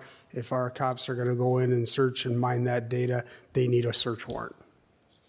This is, not something we sit there and look at this stuff. If there is an alert, like, let's say it's a stolen vehicle, it's a vehicle, we had an Amber Alert in the Twin Cities, recently. If that hits, boom, we're going to know about it, and we're going to start heading there. We wouldn't need a warrant for those exigent circumstances, something that's in there.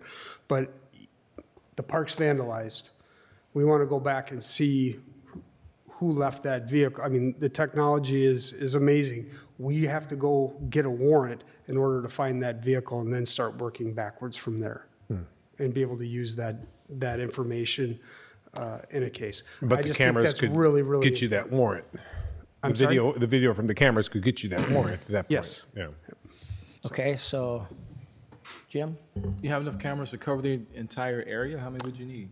So Mayor and Council, you'll see there's 2 on each. So for Jackson Commons, we'd have 2 of these pole-mounted assemblies. One would be aimed down at the playground area in that trail, and there'd be another one actually at the beginning of the bike course. So if a motorized bike or a snowmobile got on it, it would pick them up on the course and getting on the course. Nice. Okay. Were you thinking of 2 at Quarry as well?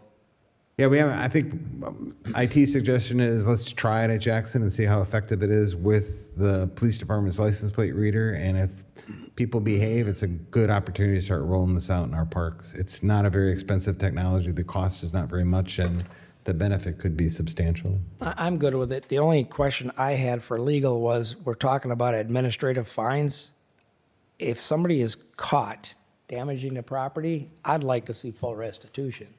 Yeah, that's still a work in progress. I'm not sure the administrative fines would be the best in that situation. You probably would just cite them for a criminal violation, a misdemeanor. How do we get them to pay for the damages they That's part of the caused? criminal process. Most of the time, a judge will require restitution to be paid as part of a more lenient sentence. So that's part of the prosecution. It might So- not be able to handle this through an administrative fine. It might have to be through a normal citation in court. So citation, criminal proceedings, and seek full restitution if possible. Right. Yep. Everybody good with that? Yes. Yeah, absolutely. Okay. Thank you, sir. Yeah, You thank need you. authorization, you need a motion or anything? You good? No, sir. Okay. No, it's information. 12E, discussion of the future of the Park and Rec Advisory Board.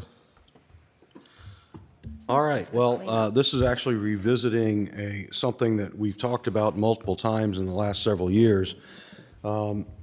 And there was some hesitation about essentially officially disbanding this body. And so staff went back and tried to do it again, tried to get people to even apply for being a part of the board itself. And that simply hasn't happened. And at this point, it hasn't been functioning at all since mid-2023. And we basically have taken a large portion of what they used to be responsible for, and it's now going through the Planning Commission. And that's all of your park projects actually come through the Planning Commission now, and they are then looked at in public, and there's a public hearing on it before then they come to the council, obviously, for any sort of approval. This is all brought forward, frankly, if it wasn't for us, once again, Capra requiring us to clean up some things, we probably would just keep this on the books because, who knows, maybe in 10 years, there's a fervor about people want to be part of this. But the reality is we've got great parks. People like them.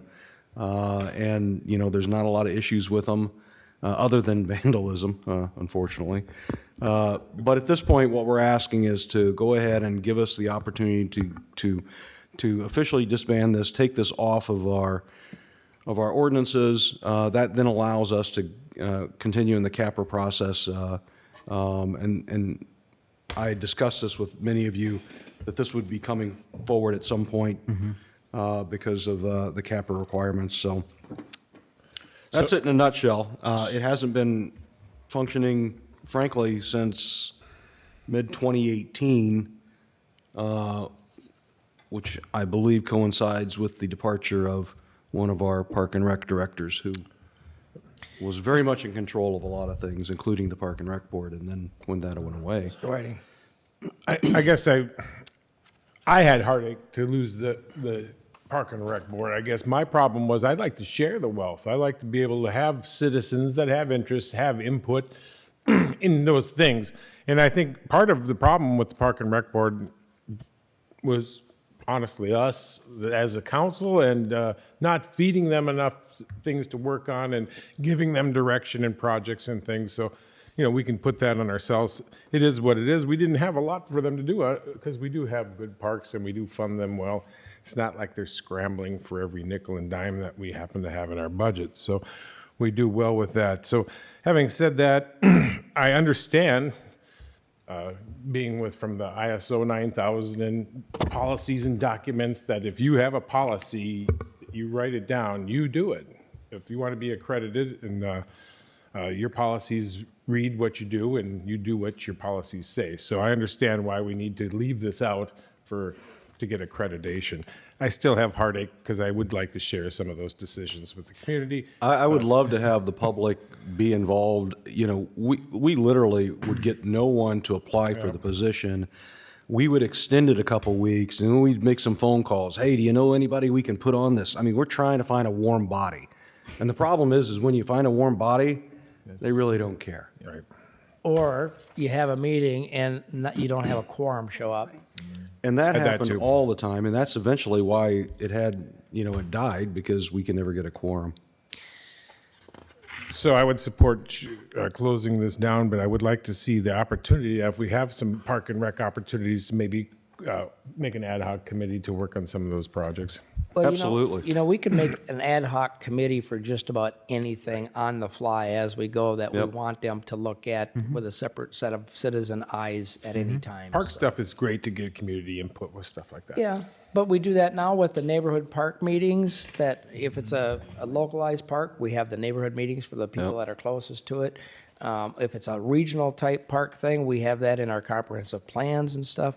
So, I mean, I think part of this is technology has changed some of the dynamics to where when you didn't have all those technology things available, it was really bodies in a room discussing these things. And that's a great point, because, quite literally, we do have other avenues now, including the fact that we didn't used to have big signs anytime we had a park project coming. But we decided we need, or putting the hangers out on doors in the neighborhood that are out there. And then obviously with social media now, we're doing all of this now, which we were not doing 10 years ago. And I totally concur with you, Councilor Whiting, that it's sad to see that lack of enthusiasm from the general public to want to be involved and be a part of that. So I would task council with thinking about ad hoc committees in the future of what possibly we might need some outside citizen eyes looking at, if anything, and keep that opportunity open. And it probably wouldn't hurt to have, staff throw something out somewhere at some point saying that, we'd like a pool of people that we can pull for that purpose if need be. I think Innovation Center, when we start closing in on some of that thing and other projects like that, may. Possibly. Your thoughts over on this side? I agree to move forward with transferring the duties. Disbanding, yeah. Your thoughts? I'm on board. All right. All right, thank you all. We'll bring that, and it'll be on consent in the future. Thank you. All right. Where we at? Look at the list. Liaison and reports. Ms. Lara. School board meeting, as Mr. Bakeberg said, he came and did his presentation. They did more. They basically made it official that the referendum will be on the ballot, and they set their dates for canvassing the results and all that. Other than that, they are gearing up for the next school year. Okay. Thank you, sir. Oh, and then I had a 19 night yesterday, which again was probably the highlight of our year. And again, everyone just positive comments. Keep up the great work. You guys are doing great. We love our city. So yeah. Counselor. Yep, thank you. So skill will be this Friday. And again, did attend night 2 night, and the question everywhere was, when will the amphitheater be open? Coming In the soon. future. I know, soon. Mr. Whiting. Yeah, I had MVTA last week, still working on the Burnsville bus garage project and discussions on the funding mechanisms and things for moving forward with MVTA.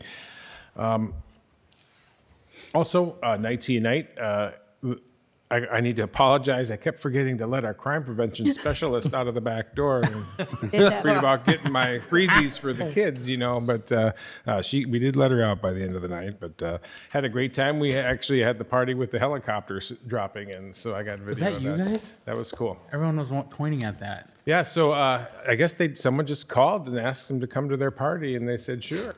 So, or emailed or did whatever online, and you could do that. They had 4 parties to visit throughout their territory. So Nice. they had worked with the city, and the city had came and did the street sweep around the cul-de-sac, and the neighbors had picked up anything that might blow away. But it was very cool. Nice. Very nice. Mr. Delaney. Same thing, night to night. It's always a great opportunity to get out and talk to residents. Great feedback on the city. That was one of my questions. What do you city does well? What can we improve?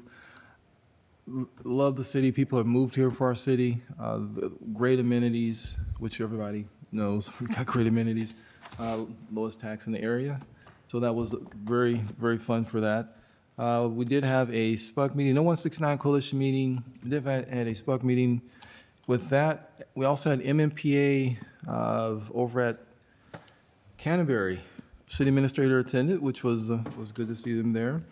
We did talk about, we have some of the lowest rates in the area. We are positioned to be 48% carbon free, and we'll be 60% carbon free by 2030. And our rate increases at or below inflation for 2026. And also one more, AMI is 141 water meters left to install, 155 electric meters left to install. They're literally knocking doors and calling just to get these done, so. Very good. I did a night tea night last night. It is always good talking to the folks, and brought back some memories talking to some of these folks that go way back into the childhood, you know, seeing them later in life. We do have a very good community, and there's a lot of different people that we can thank for that, from business, various staffs, various councils, and a whole lot of citizen participation. Overall, my last 2 weeks for my liaison report was 2 weeks that I prefer never to go through again in my life. So, had nothing to do with city. It was all personal. It's still ongoing, and yeah. Mr. Reynolds. Yeah, thank you, Mr. Mayor. I'd like to talk about our award-winning communications team.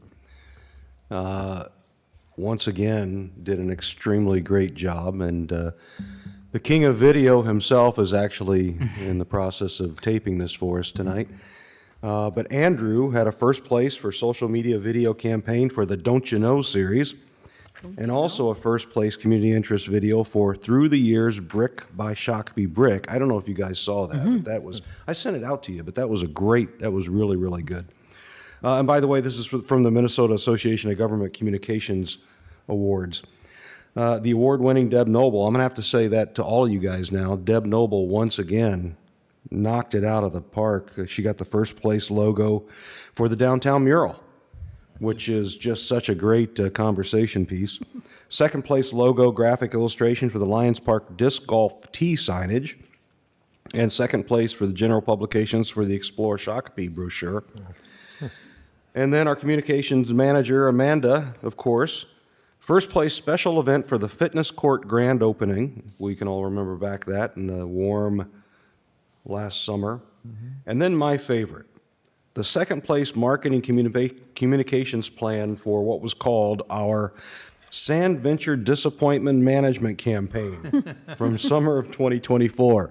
And that's obviously when we thought we might have Sand Venture open, and then we had to tell everybody, no, it's not going to be open this summer. And so hats off to our exceptional communications team, all an integral part to all of this organization. They work with every department and on a daily basis, and they do a tremendous job.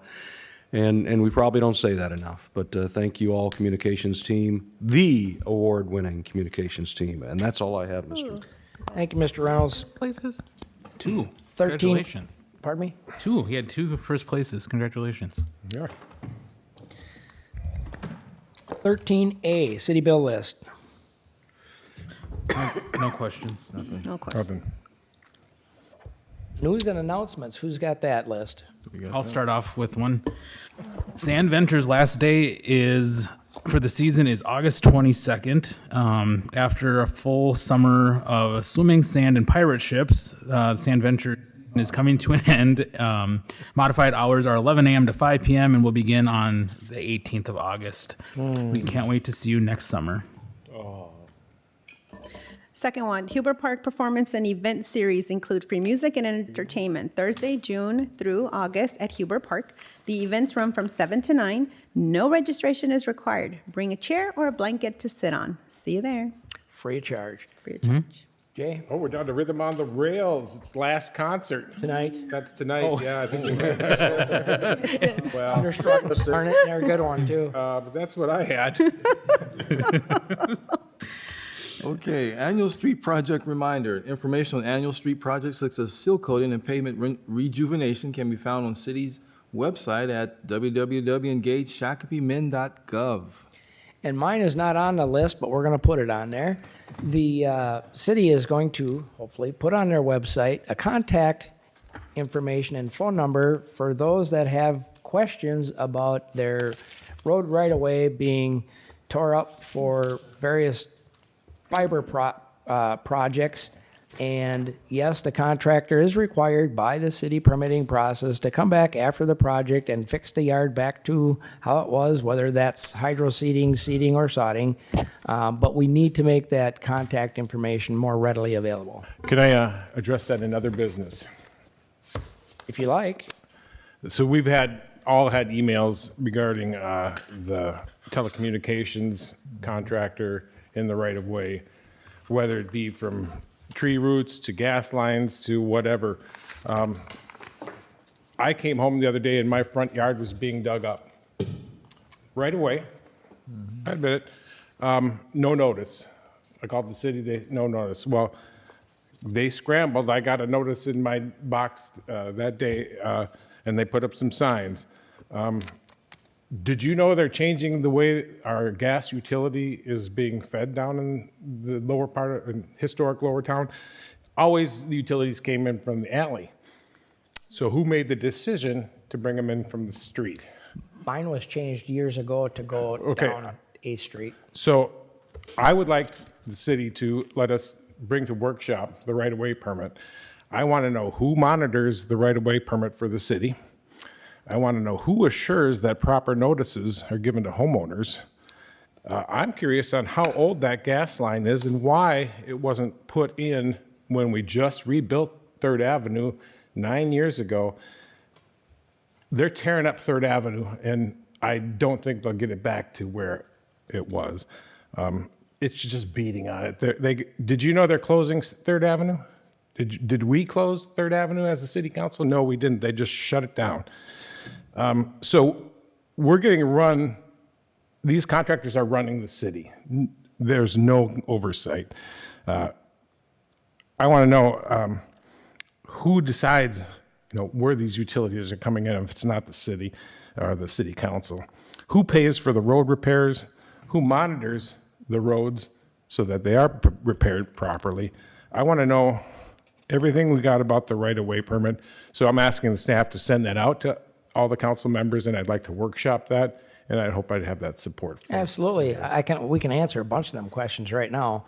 Well, I don't think we need to. I think we've had a long agenda. I'd like to look through the right-of-way process permit, there's and then I'd like to discuss it. There's definitely some improvements that could be made, and a lot of these are contractor-driven, for sure. But if there's a contractor that's hired by CenterPoint, and we decide that they're not a reputable contractor, shouldn't we have the right to say that contractor can't work for CenterPoint because we don't believe they're a reputable contractor? I mean, those are things that should be part of it. And then storage. They've shut down the whole 3rd Avenue, one side of the street, and there are home businesses down there with all their construction project stuff. One whole side road is for all their dirt and stuff. They've shut down the road. 2 blocks are all their construction equipment. That needs to be addressed in our right-of-way permit. They should put that on Publix areas, or they can't just shut down 2 blocks like that when there's home businesses. Some kind of notices, right? No. There was no notice. Right. I got it the day after they started digging up my front yard. That's not right. No, I can tell you. Everybody comes to me and complains. They did my gas line after my street was done, but I thought it went fairly smooth, but we're not in the bedrock like you are. We're further up the hill. And they actually went this way, down 8th Street, and then they came up from there to beside the sidewalk, under the sidewalk to the meter, and there is no easement there, so they created their own easement without telling anybody. But then the easement that they currently have that comes off the alley that used to go to the meter is still an easement for the gas line, and the gas line's still there. There's no reason to dig it up to tear it out, but it's... So they're going to have to run the gas lines from the front to the back now, because they plan on replacing some meters, but not all, and then... Mine, 8th Street now runs down 8th Avenue. it doesn't come off the alley anymore. But anyway, we'll have a workshop on it and we'll Thank have you. a good discussion. I'd like to make a motion to adjourn to August 19th, 2025 at 7. There a second? Second? Yes, second. Any discussion on the motion? No discussion. All in favor, say aye. Aye. Opposed? We're adjourned.